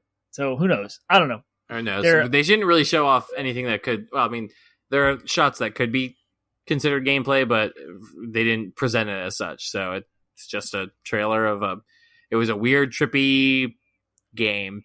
Weird one of those weird mixes of like sci-fi and artsy. Crazy. Yep. Anyways, whatever. It's good. It's all good. It could be amazing. Could not be. But anyways, yes. The bomb. Whew. The bomb drop. They saved the best for last. Yeah, best for last. They finally go for it. What was it? How did this go down? Don't get me wrong. There's Resident Evil. Hitman 3 is still a big name. Demon Souls, Spider-Man, Demon Souls, and some of the new Gran Turismo 7. None of these, Ratchet and Clank. Many of these games have been big hitters so far, but everyone wants to know. Everyone knows the PlayStation exclusive, Sony exclusive titles, and everyone had their eyes on one of two games that was going to be announced, and it was people were either going to expect some kind of teaser from the next God of War, or they were going to announce the follow-up to Horizon Zero Dawn, and it was the latter. Yay! Boom! They finally announced it. It's official. It's got a title. It will be Horizon Forbidden West. This trailer started with a bunch of like jungly looking landscapes, and I'll be honest, when it started, I guess it was something about the streaming. Maybe it was just such a zoomed out shot. It looked really janky to me, and so I didn't expect when I suddenly heard the wonderful voice of Ashley Birch. Ashley Birch? Yeah, Ashley Birch. Talking at me in her Aloy voice. And I was like, it's Horizon. It's Horizon Zero Dawn. But, yeah, so they showed off some basic story, in-engine, potential gameplay looking things. There's underwater exploration added to the game, very Tomb Raider style. looking underwater exploration, a bunch of new environments. And did I say the title? It is officially titled Horizon it is okay. It's officially titled Horizon Forbidden West, and that's our Horizon 2. So I saw deserts and ice mountains, which I assume are like the Midwest deserts of America, and maybe the ice mountains are the Rockies. And then it showed the San Francisco Golden Gate Bridge. Yeah, because where was the story supposed to take place? It was supposed to take place originally like around Chicago. Was that like the cities that were? That sounds right. Cool. Yep. So now we're going west. And that's Aloy's going west for some reason, but yeah, well, she's chasing Silence, right? Silence was the bad guy who took who got a hold of the evil AI at the end, Hades. So he was in possession of Hades at the end of the game. Spoilers, I guess. But anyways, so he's he's back. So he's a confirmed returning character alongside Aloy. That's all we know about it for now, is that like there's a couple confirmed returning characters. Obviously, you'll be playing as Aloy, and there were rumors about the game being like having a co-op mode, but none of that was indicated by this trailer at this time. But I'm stoked. No release date, like no release window. It's not, as far as we know, it's not a launch title, so I would expect it early next year, maybe spring of next year, maybe spring or summer. That's a complete guess, but yeah, that is a complete guess. But either way, it is a confirmed title and is confirmed coming for the PlayStation 5. Looks awesome. I'm stoked. I'm happy. And, I mean, the original game came out in 2017, so it's been 3 years. So it's not outlandish to think that it would come out next year, 2021. But if it was pushed any later than that, I would say fall or holiday of next year would be the absolute latest. Yeah, I mean, we knew that this was going to be a title. I mean, Horizon ended on it sold well enough, and it ended on enough of a they left room in the story for a sequel, so it was pretty guaranteed. But I mean, and same with Spider-Man, for that matter. But like, I would buy a PS5 for Spider-Man, God of War, and Horizon, and at least 2 out of 3 of those are now confirmed. So I will be buying a PS5. And you have Godfall too. Yeah, exactly. And I have Athia, and there's a lot that I'm excited about. So, and we don't Resident even know Evil 8. Good segment. Good. Oh, wait, we have one more announcement after that. We do. Before we segue into what wasn't shown. Yeah. Well, the last thing they showed off was, no one was sure that they were going to actually reveal this or not. All indications were that this was going to be a games only showcase, but they had one little tidbit for us. They segued into this by having a bunch of what looked like almost like Zoom recordings or teleconferences of different developers all hyping up the PlayStation 5 and talking about being able to deliver the best experiences, all that stuff. Anyways, it was all to say they showed one final window of everyone saying welcome to PlayStation 5, and then they had a bunch of beads on the screen. Oh my gosh, it was so long. I know, it was so long. It was so long. Revealed the graphic of the beads, ended up revealing the design of the console. So now images are out there of you can Google it. You can type in PS5 in Google. I guarantee you it will be the first hit on images. And they revealed what the console looks like. So we now have, they revealed that. And in addition to that, they surprise revealed us with a all digital version as well. So there are two, as of this moment in June, there are 2 versions of the PS5. The regular version and the all-digital. Presumably the all-digital would be cheaper, but they look very similar. And how would you describe what this console looks like? If the Xbox Series X is a tower, just like a rectangle. The Xbox Series X is like a refrigerator. It looks like a smoke stacker. Like you know what I mean? Like a smokestack. Like a rectangular chimney. That's even better. It looks like a chimney. This is like what everyone thought consoles would look like in the future. It's got like kind of a swooping, asymmetrical design with wings almost. Like it almost looks like a console that's got like folded wings. So it's got these sort of thin swoopy bits. So the consoles couldn't look any more different. But between the Series X and the PlayStation 5, but it looks very different from kind of the design they've had. I mean, it's still flat and long, not long, flat and wide. It's wide rectangle, or if you turn it on its side, it's probably like 3 inches tall at the most. Who knows, like the actual dimensions, but it's like this black inlay wrapped around 2 white wings that have what looks like a popped collar or the Eye of Sauron. kind of, if you look at it from the front. Both of which have been memed on the internet like crazy. And then the disc drive version actually looks worse than the all-digital version. The all-digital version is a little bit sleeker to me. I think it looks a little tighter, a little nicer, where the disc drive kind of bulges out at the bottom. Drive kind of, yeah, exactly. I was going to say it kind of bulges out. It's, I don't hate the design. It looks sleek. It looks beautiful. I will say the two things that stood out to me, I can't claim this as original thought, but someone on Reddit pointed out that a white console is not going to stay white forever. Or rather, I should say, clarify, it'll get dirty and dusty, and over time, it will probably end up looking kind of either grayish or yellow, depending on your environment and circumstances. Take care of your consoles. You are a liar. My Xbox 360 that is white is still white in the box. All right, whatever. Because you clean it. It's sitting in the box. Well, now it is, but it wasn't. Anyway, the bottom line is it can be turned on its side, and it is harder. It is harder to keep a white console white than it is to keep a black console black. It is. It takes more work.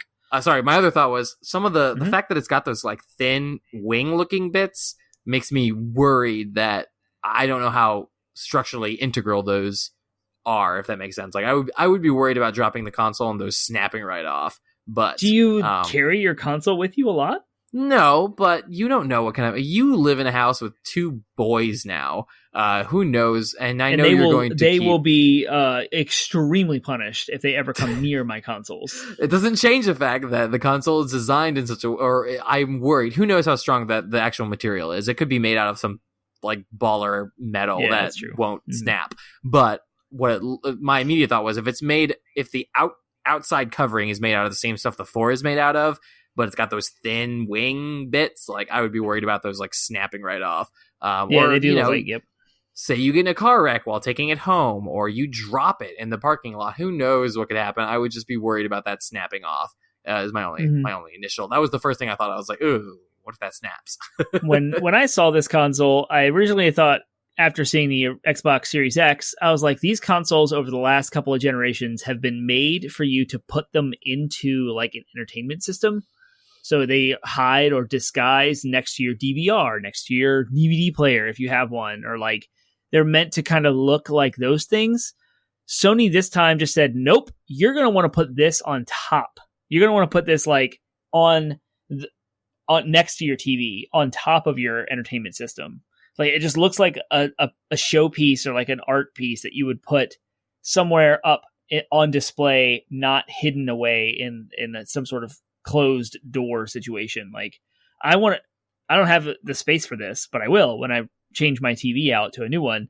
I'll have the space to put the console up on its side with the stand next to my TV, and that's where I'll want it because it looks so like appealing. It just draws like your eye. It looks like sleek and swooshing, like you said, and I love it. I think it's fantastic. But it's also a bold statement from Sony compared to Microsoft. It's also exactly. I was going to say it's totally subject as well. Where I will say that in the long term, Microsoft I would say Sony made the bolder choice, but Microsoft made the safer choice because who knows?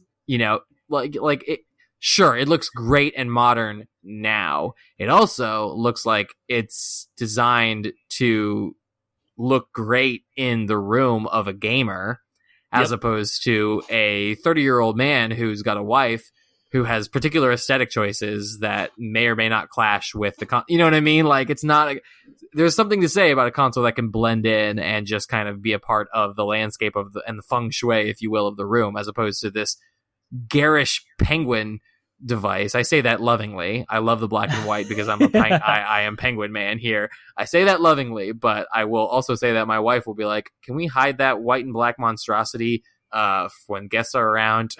Not saying she will say that, but you know what I mean? Like there is, and who knows what aesthetic taste will be like in 20 years. You know what I mean? Like we all look back at the Atari and we're like, look at that faux wood paneling. That was so 80s. Like, are we going to look back on the PlayStation 5 and be like, oh my gosh, it's swooping penguin wing design. That's so 2020. You know what I mean? I don't know. You brought up a really good point. I didn't think about this until you said it.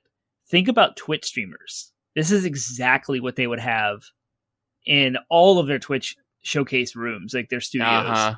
This is exactly the kind of console. Mounted it has like on the blue, a wall. Yeah. Glass case. Yeah. Yep. The LED, the blue, like aligned. So it's a black midsection sandwiched between two white wings or fins, if you will, and the black midsection lights up blue as it showed in the video, and so it has this cool like LED thing. Yeah, this is exactly what what Twitch streamers and YouTubers would have in their studios. It lines right up with the whole RGB This thing. is the quote gamer aesthetic, whereas opposed to the Xbox Series X it's just it's a chimney. It's got a little bit of that, green glow on the top of it to give it that gamer feel. But it is something that you could stand next to your TV and it would blend in, should match well with the other. You know what I mean? Because you got to think of like you have a TV that's probably black. You probably have a DVD player that's probably black, or a Blu-ray player, I should say. You probably have other consoles like your Switch and stuff like that, and all of those would match with the Xbox Series X. The PlayStation 5 will stand out. I say this as someone who proudly displays his gold PS4 on that doesn't match, or like that my wife pointed out when I bought it. This doesn't match with anything that we have, but yet it's sitting on top where everyone can see it. Exactly. But again, I acknowledge that as someone who has already gotten, I can intimately speak to it because I've already gotten that flack from my wife. So if many of our listeners are in the same demographic as we are, then expect to get flack from your wives when you mount that horribly garish, flightless bird that is the PlayStation 5 on your entertainment system, and be ready to have that fight with your wife because it's going to happen. Yep. If she has any aesthetic taste at all. Who knows? Maybe she's a gamer and she'll be all about it. In which case, I know my wife won't care. She won't care at all. Your wife won't care. My wife is going to be like, can we hide it when the guests are around? I will say, no, I'm proud of it. Shut up. Yep. And then I will be in the doghouse for a week. It's fine. It's all good. It's cool. Maybe it's just me. Maybe it's a penguin problem. It's apparently a penguin problem. It must be. All right. So that concludes the presentation. That's what was shown to us. So now we blew my preferred time limit out of the water. So whatever. You're not it's scratching already me done. too hard. I'm not gonna have. I was threatening you hard today, and now it's been revealed to just be that empty threats. So whatever, we'll go as late as we have to. We're almost done. We don't have a whole lot left to cover. That was the meat of everything. Yeah. So now we want to kind of go into us taking a step back, look at what was shown, talk about what was not shown, and then go into like what we're hyped about and maybe some predictions of what next gen means. And then I do want to spend some time looking at the meta presentation and comparing it to Xbox, which I didn't know what order you wanted to do these in. I think sure. No, we'll start with what was not missing or what was missing. Then we'll go into talking about the presentation as a whole, because we can we're not just comparing it to what Xbox did this year, because this year is this year. It's 2020. Let's be real. Yeah. We also want to talk about. I think it's also fair to compare it to previous years and previous E3s and what does presentation. Again, because we can compare it. We can compare it pretty directly to how other console reveals have been in the past, despite the extenuating circumstances. So cool. Let's talk about first, though, like what were some things that were notably missing, or some things that were not revealed that we expect will be revealed at a later time. Let's jump right into that. Lots of launch dates were missing. None of these games really had any release dates, other than like sometimes 2021, or holiday 2020 were the only real. There were more release windows, but I think that has more to do with the fact that there's no launch date for the PS5 yet. Yeah, probably. Yeah, so they can't say Godfall couldn't be like coming out October 24th, 2020, because then they would spoil the fact that the PlayStation 5 would be out on or before that. So some of that is, I think some of that's more due to the fact that there was no release date actually announced for the PS5. We don't know when it's coming out yet. So there was no price, no pre-order information. They didn't show so no price, no pre-order information. We don't know what the supply is going to be like. We don't know what retailers are going to carry it. We don't know what the price difference is between disc drive and not. There is no price. There's no price. It sucks. Everyone is still guessing. It's June. People have to start making financial decisions, for what they're going to be able to afford, especially around the holidays. People are going to want to start saving up for it, and nobody knows what the price is. Is that kind of par for the course? Yep. Probably. I don't know. I don't remember I don't know when. I remember. I have a feeling though that the Xbox Series X and the PlayStation 4 Pro I feel like they got price Well, announcements. yeah, because those were half-step at an E3. consoles. So they were Yeah, just like, that's fair. here's the new PS4 price, or PS4 Pro, and here's how much it'll cost. Yeah, so this is the first console generation jump that I've been paying attention to. I wasn't really paying attention. I wasn't at a point in my life where I cared enough to pay attention when the PlayStation 4 and Xbox One were revealed. The original, yeah. This current gen, I wasn't paying attention when this current gen, how that dole out of information. So I don't actually know when those prices were announced relative to when the consoles were revealed. But it was the same year. Like PS4 came out in 2013, and the price was unveiled in 2013. Oh, was it? I want to say it was around E3, but I'm not 100% sure. See, but that and so in that, if Which would be comparing now. it to that, we should have gotten a price. But I expect that there's all kinds of complications with coronavirus, and not to mention the fact that neither console has revealed a price yet. Like it feels like there's kind of a price standoff right now. And we'll see how that goes. I don't think Microsoft's going to reveal the price of the Series X until I think they're trying to beat the PS5 on price, and I think they're in a position. Yeah. It's still, I will die on this hill. Microsoft is in a position where they could take a loss in an attempt to pillage sales from the PlayStation 5. So we'll see. They've already, it's a different strategy entirely. They're focusing on their Game Pass, which is a subscription service, which will merit them way more money than the cost of hardware. So they can afford to take a loss on the hardware if they're getting Game Pass subscribers in droves, which they've announced already over 10 million subscribers to Game Pass. And so they're getting that monthly subscription money and all the time, and they're not focusing on actually selling the hardware. So I'm glad you brought up Game Pass. Yep, I'm glad you brought up Game Pass because I added to your list here. The other thing that was notably missing was there's not really there weren't really any new features or services that were announced that we didn't already know about or don't already exist. What I mean by that is features such as Xbox's. They've talked about backwards compatibility with the PS4, but they haven't talked about that smart delivery. That's kind of a feature that people are wondering, if I buy The Last of Us, for PS4, will I have to buy it again for PS5 if I want the sexiest version of it? So that's that, the lack of any kind of information on that was notable. And then services too, like, okay, great, you have an all digital console. Are we gonna have to buy those games full price? That's the advantage of Xbox's all digital version is they've got Game Pass. So it's a super compelling buy to couple, I could buy a cheaper version of the console and then get all the games through Game Pass and not have to buy all these games full price. That's a very compelling service when sold in tandem with a discless. So the fact that all they announced was a discless console, who knows? They may be touting that. They may be touting, they may be trying to push PS Now with that as well. Who knows? But the fact that there was just no additional features or services was something I noticed. So that tends to be the thing that Xbox Microsoft's strength is, leaning into the features and those extra additional services alongside their reveals about hardware and stuff like that. So that's where they've been killing it.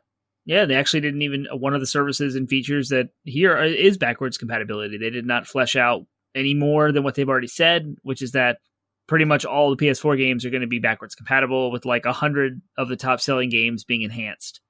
Right. But they didn't even mention that though. That was all just, we've already known that. And they've all just, we learned that in the GDC, Mark Cerny presentation. Right. So, but I wanted to know more. Like I want to know what else is going on with backwards compatibility. Even if they had just showed off some of the backwards, if they had showed God of War, if they'd showed, confirmed some of these games, PS4 Spider-Man, Horizon Zero Dawn, if they had just showed those games playing on the PS5, that would have been like at least something, a nod in the right direction, but nothing. So cool. Another lacking thing here was not a lot of actual gameplay. As I mentioned earlier, when I consider what I consider gameplay is a full UI, full gameplay. And if there was any gameplay without the UI, as you mentioned earlier, it was very fast and it was very curated.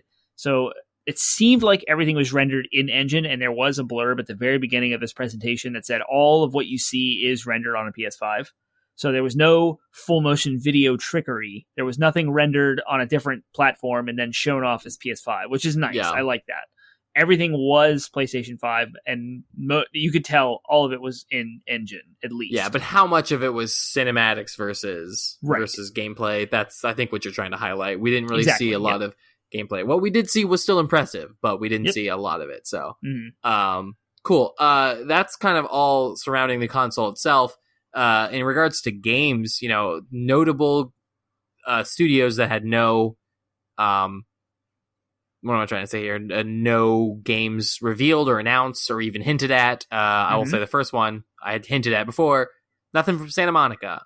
Particularly the game that we're all paying attention to with Santa Monica. We know there's going to be a follow-up to God of War from 2018. I think I would not be alone in hoping that there was at least going to be a hint of the follow-up of God of War with a potential 2021. But the fact that there was nothing at this E3 would indicate to me that unless we see something at the Game Awards, it's probably not going to be until 2022 when we see the God of War Part 2 or whatever they're going to call it.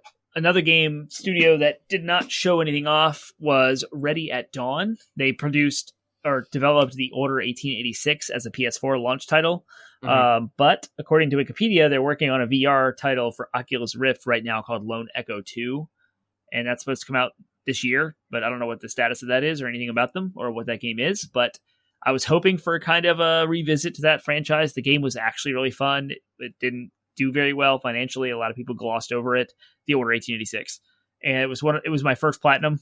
So it was nice, tight story and gorgeous cinematic way of approaching game design. Super realistic. So, and Sony Bend, there was another studio. They just made Days Gone, and we don't know anything about what they're working on right now. So we can assume that all three of those studios that are first-party Sony studios are working on something for a PS5. They just haven't something for the 5, but it's something not announced, and whatever games they're working on, we probably won't see them. I would say that holiday 2021 would be generous. That's the one we're going to see games from them. But who knows? I could be surprised. So, cool. All right. Well, then from here, let's talk about what were your impressions of the overall presentation, theatrics, pacing, how things were communicated, visual quality, and of course, taking into account the fact that this was very extenuating circumstances with the coronavirus. Yeah, considering the fact that we're in a pandemic, this was one of the most professional directs from Sony or in general ever. This is on par with Nintendo's directs. It is it was amazing, ridiculously polished, paced perfectly, game after game, inserting talks from developers where it needed to be emphasized, like highlighting some of the indie folks that we talked about. They would actually talk about their game and introduce it, and they showed that off. There was no laptop cameras or like from home webcams happening here. Like, this was tight, it was buttoned up and ridiculously professional. The graphics between each of the reveals showed like I call them the sacred symbols. It's the cross, triangle, square, circle, like in various like 3D rendered cool artsy ways with like neat music transitioning between each title, and it told a story. Like, we want to look at what does this presentation tell? How does it look at what stories are they trying to convey? And they started off with back to 94 with the original PlayStation 1 boot up sound. And then they kind of like flew the camera through this corridor showing its evolution of PlayStation all the way from 94 to now. And then, they showed off the best PS4 titles in a montage, which got everyone hyped up and ready to go, showing off the best that PlayStation has ever done with PlayStation 4, and then jumping right into games after Jim Ryan had his brief intro. So I think all of that, it was paced really well. The energy was placed where it needed to be. As far as how the games were lined up, we started off with Spider-Man. I mean, the Rockstar intro was kind of weird. I don't understand. That's kind of out of place. But then we jumped right into Spider-Man, Gran Turismo, Ratchet and Clank. It was like boom, boom, boom. Here we go. Big Sony IPs showing off all the different aspects of the hardware and its new rendering techniques and all the cool stuff with the hard drive. And then we got a slew of indie stuff kind of in the middle, which had a various range of things that everyone should care about. Like, it doesn't matter what gamer you are. If you watch this presentation, you're going to walk away from it with something you're going to like or admire or want to play or be hyped up. Yeah, because they showed so many different types of games, so many different genres, so many different art styles and music styles. And then they ended it with Horizon Zero Dawn, which of course was saved the best for last. The big announcement. Well, boom. Resident Evil and Horizon Zero Dawn. Those are two huge titles. Yeah. And they I thought this presentation was, I would give it a 10 out of 10. It was perfect. Like this was awesome. the kind of presentation, I'm not, you know me, I tend to be the more critical one. What I will say is the one thing I agree, totally polished, totally, you could tell they were not going to let the coronavirus hold them back from putting together a good presentation, a solid presentation, a professional presentation. It, to me, revealed the fact that I question whether we need stage presentations anymore. You know what I mean? Like, obviously that was already a question that was on people's minds, but to me, this just hit the nail. This would be the final nail on the E3 coffin of like, we don't need this. Like, Sony doesn't need this. We don't need this. This is more affordable. This is as effective, and this is just as good as a live stage E3 presentation. The only thing that the live stage allows you to do is like get a bunch of people from the press all together. So this is great. So a couple of things that I noticed. Number one, this presentation looked so much more like something I would have expected from Xbox, and something that what we've seen from Xbox in the last 2 years of E3 is we saw something exactly like this. Just showcase games, show off indie games, show off exclusives, and show off third-party titles. Just like that is what like immediately came to mind. I was like, wow, this looks like what Xbox has been doing for the last 2 years, except all that's missing is the stage. You know what I mean? And yeah, I mean, it was noticeable. I would say the only downside, I should say, is that it was noticeable that they warned us ahead of time, but like the visuals, just it's the unfortunate reality is they had to stream the visuals at a lower resolution, and it was just unfortunate that we really, I hate to be a graphics, someone, critical of graphics, and I normally am not, but in this case, it's just an unfortunate reality of the time where we have to say like, yeah, unfortunately they just couldn't do it. They couldn't show off the graphics at the fidelity that is worthy of the console. What we saw was still beautiful, but there's that. And my only other criticism is that Jim Ryan, unfortunately, does not have the charisma that his predecessor had. I'm blanking on his predecessor's name. I think it was Andrew House, wasn't it? That sounds familiar, but like he just doesn't have, like, Phil Spencer has great stage presence. Reggie Fils-Aimé had great stage presence. Even Doug Bowser can kind of hold himself, and just Jim Ryan just does not. He's just too serious, too, like, I don't know. He just doesn't strike me as having that charisma that kind of can hold a press conference together. Granted, he wasn't on for very long in any case. So the presentation was basically a showcase of games, and we didn't need to see Jim Ryan's face for much of that. But when we did see his face, it just was, he's not bad. He gets the job done. But in something like this, you want someone up there who just knows how to work a crowd, is my only thought. So cool. That's all I had about the presentation. Yeah, that's fantastic. It's good stuff. So what are you hyped about overall? What are your takeaways? What are you pumped? Horizon Zero Dawn. Yeah, Horizon Forbidden West. Whatever. Horizon. Just give me that Aloy. Give me that strong female protagonist. I want to shoot some robot dinosaurs and robot Oliphants in the face with a bow. I want to advance that story. I want to see it as beautiful. I want to see it in that next-gen beauty. I want to see what Guerrilla Games was able to accomplish, an incredible open world game with the hardware they had available to them at the time. I want to see what they can do with the next generation of hardware. I'm hoping that the game has learned from its contemporary, Breath of the Wild. Those games came out within the same month. Yep. I'm hoping that like some more of that just kind of emphasis on exploration and mobility from Breath of the Wild makes its way into Horizon. I was super disappointed when I couldn't climb I wanted to climb every surface in Horizon Zero Dawn, and I wasn't able to. So I'm hoping that you look at Death Stranding, which is the successor to the same engine, there's a loop back. What they did at Kojima Productions went back to Guerrilla Games. They partnered together. So and Death Stranding, you could climb everything with the right tools. Yep. So now, I'm hoping that what'll happen. Yeah, for sure. So I'm hoping some of that. Other things that I'm super excited about, obviously, I've been stoked about Godfall. I like the aesthetic. I want it. I want that game to succeed. I want Ghostwire Tokyo to succeed because it looks right up my alley. I want both Returnal and Project Athia to succeed. I would even be stoked to play Deathloop at some point.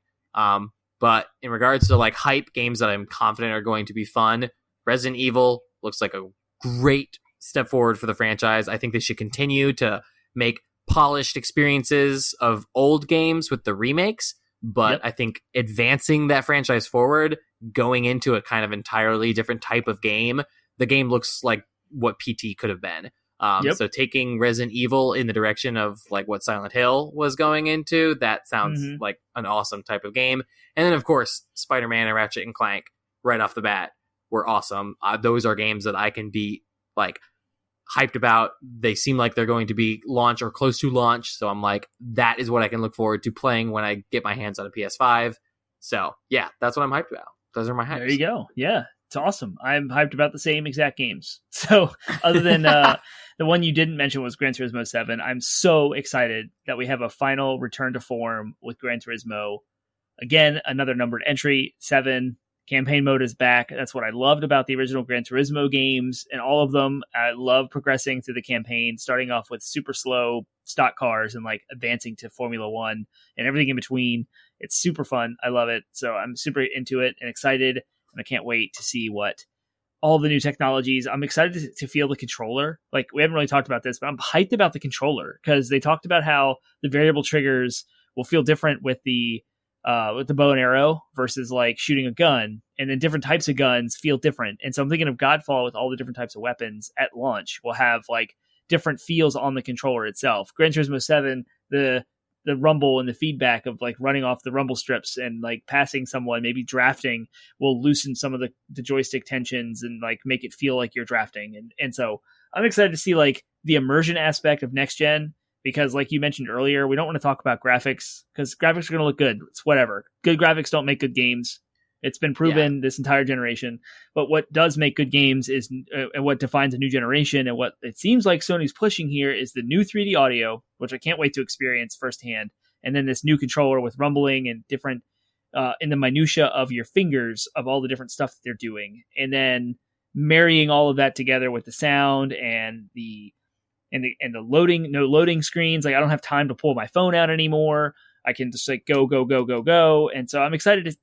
So all the games you mentioned are great. Gran Turismo 7 is great, but I'm really excited and hyped up to see how all of this comes together. And there's no way to see that through YouTube. There's no way to see it through a stream online at all. You have to experience this stuff for yourself. And what developers have been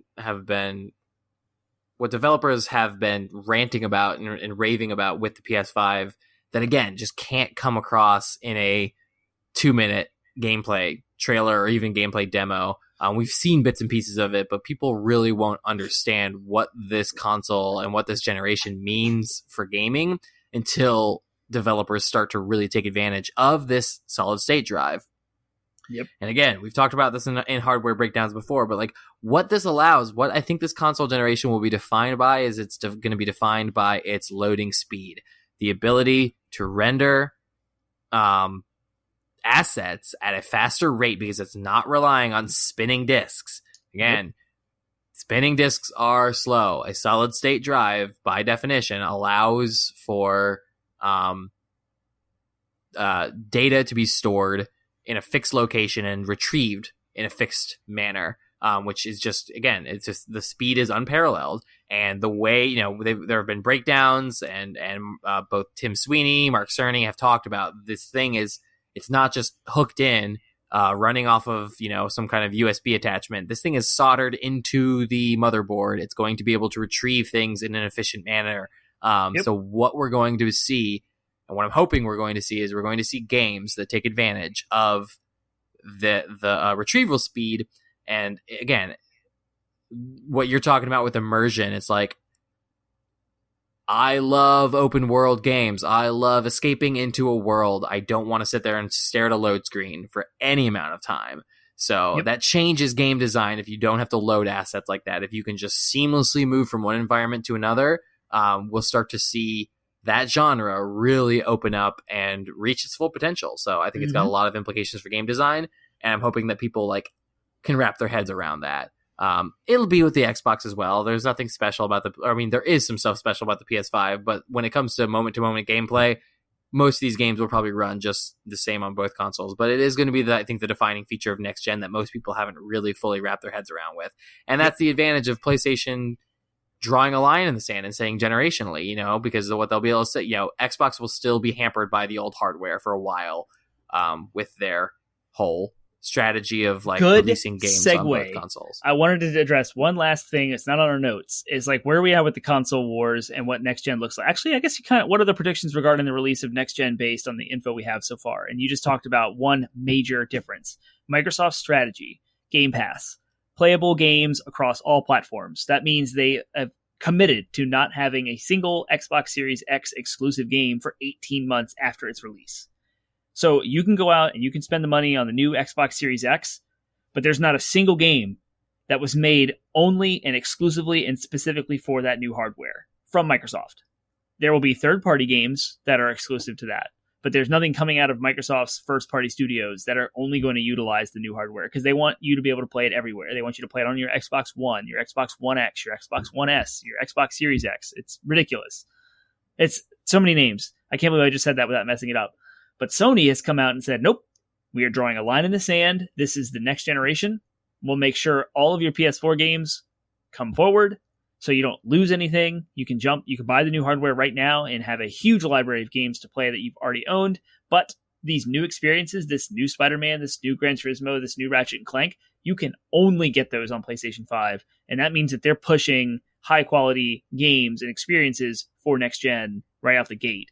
And to me, they are eating Xbox's lunch right now with this entire presentation because the stuff that they showed off, you can't get on Xbox. And the stuff that really shined, the stuff that's amazing, that's like the system sellers, the ones that push, you can't buy them on Xbox. And who's to say what the third party or the indie games look like on the Xbox One X if the Series X, if Microsoft enforces the third party developer to make sure that their game is playable across all of Microsoft's stuff. Maybe they have to tone down the general delivery of their entire product to Microsoft to make sure that it plays on all of their stuff, where with Sony there could be extra optimizations and extra cool things that they can do with the PS5 because Sony is opening that window up. If that makes any sense at all, if you're tracking me. No, I'm tracking with you. So I think you're Ubisoft and you come out with the Division 3, but Microsoft says, nope, can't be an exclusive to Series X, which means Ubisoft has to come out with a version of Division 3 that looks subpar to the PS5 version because PS5 is allowed to have its window of exclusivity for X amount of time. Maybe that's speculatory and on my behalf of how this stuff works.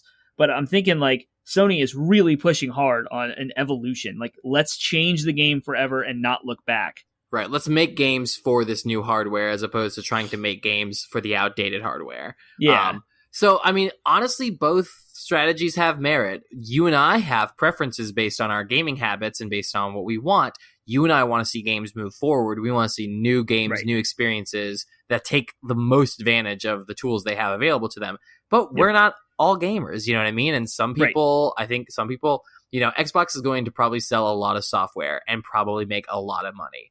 They're going to sell a lot of games on Xbox One well after the release of the Xbox Series X. They're going to sell a lot of Game Pass and have people playing on PC, people playing on both of the new consoles, the new console and the current console. So, like, Xbox, I still think is going to sell a lot of copies of games, and I think that's what they want.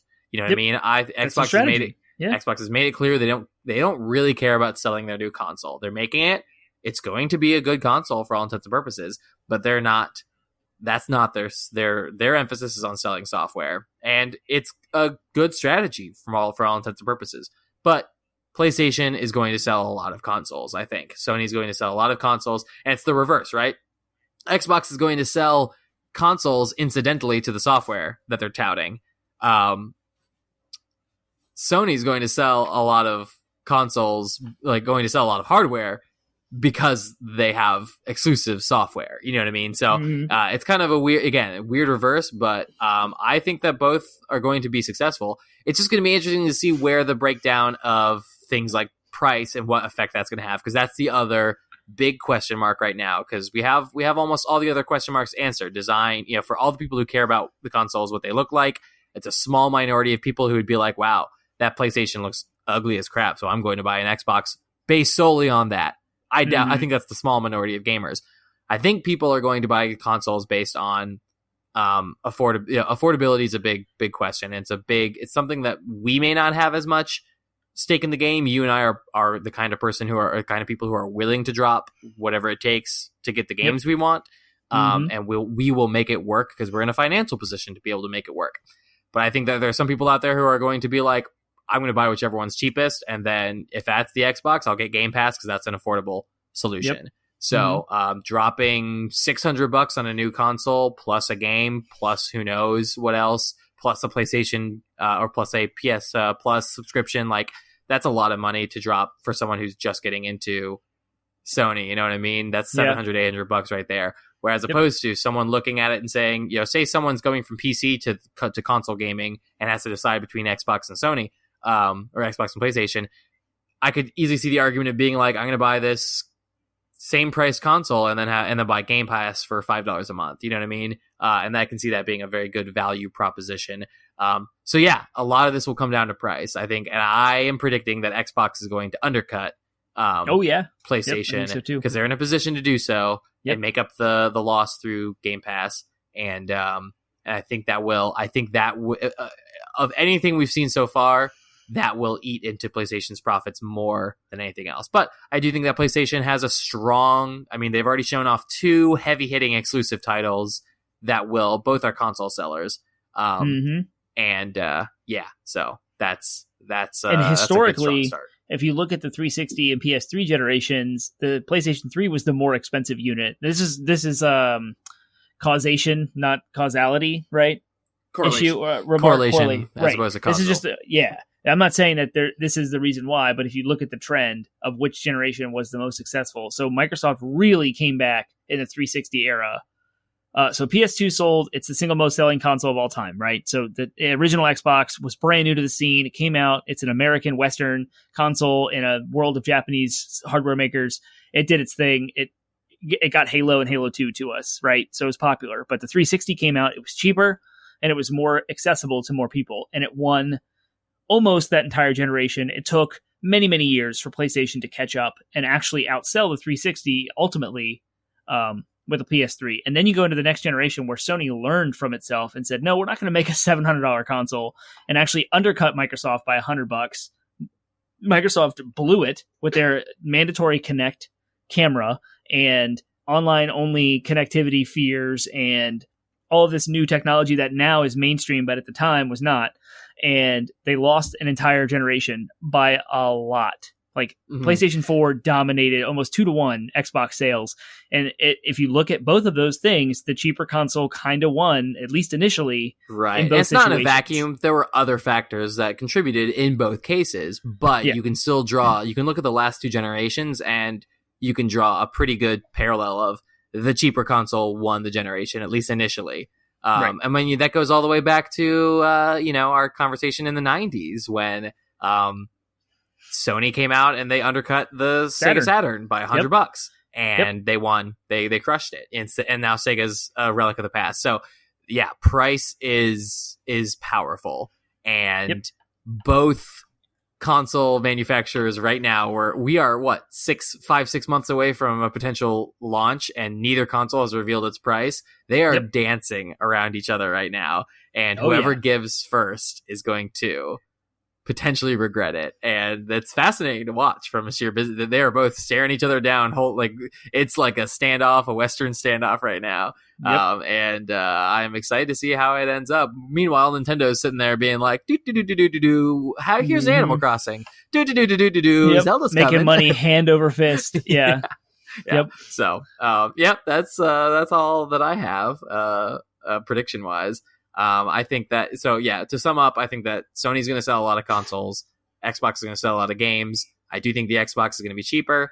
But I don't think as many people, even though I think it's going to be cheaper, I don't think as many people are going to buy it because they're going to get a lot of Game Pass subscriptions and they're going to get a lot of people buying their new games still for the Xbox One. Yep. But yeah, I hope Nintendo comes out with a advanced now, honestly, after seeing what the next gen is capable of, I'm like, I'm happy with my Switch, but I would love an updated version of the Switch to compete with this stuff. Yeah, who knows what Nintendo's going to do? Just me. Yep. That may just be me, but we're entering a new generation, and it feels like the Switch is already behind the PS4 and the Xbox One. Just like the Wii U was behind. Further, yeah. So now it's going to feel even further behind when you fire up those games. Yep. So, we'll see. But that's it. All right. Wow, 2 hour long rambling. Episode. That's our bonus episode. So have fun listening to it. You can tune in on Monday. We'll be having a conversation about fathers. Is that fathers and Black Lives Matter? Yep. So those two aren't related to each other. They're just incidental to one another. Right. So that episode and then this episode will be live hopefully the day after this presentation. So go check out that presentation if you don't know what we're talking about. You can either listen to our breakdown of it or you can watch it yourself. So hopefully we'll have a link off to what we're talking about. Yep. Anyways, yeah. Termite, do you want to give the other Podsmashers, if you listened to this whole episode and wanted to give us feedback as to like what you think about the reveal of the PlayStation 5 and the associated games, then Termite will tell you where you can communicate with us. The easiest way to interact with us is on our social media platforms. So we are 80bit Podsmash across all of social media. So Facebook, Instagram, Twitter, and we have a subreddit. You can find we have Discord as well, but our Discord server link and for y'all's invite is buried in our show notes of any other show, which you can find at 80bitpodsmash.com. So if you look up any of our show notes, you'll see the Discord link there.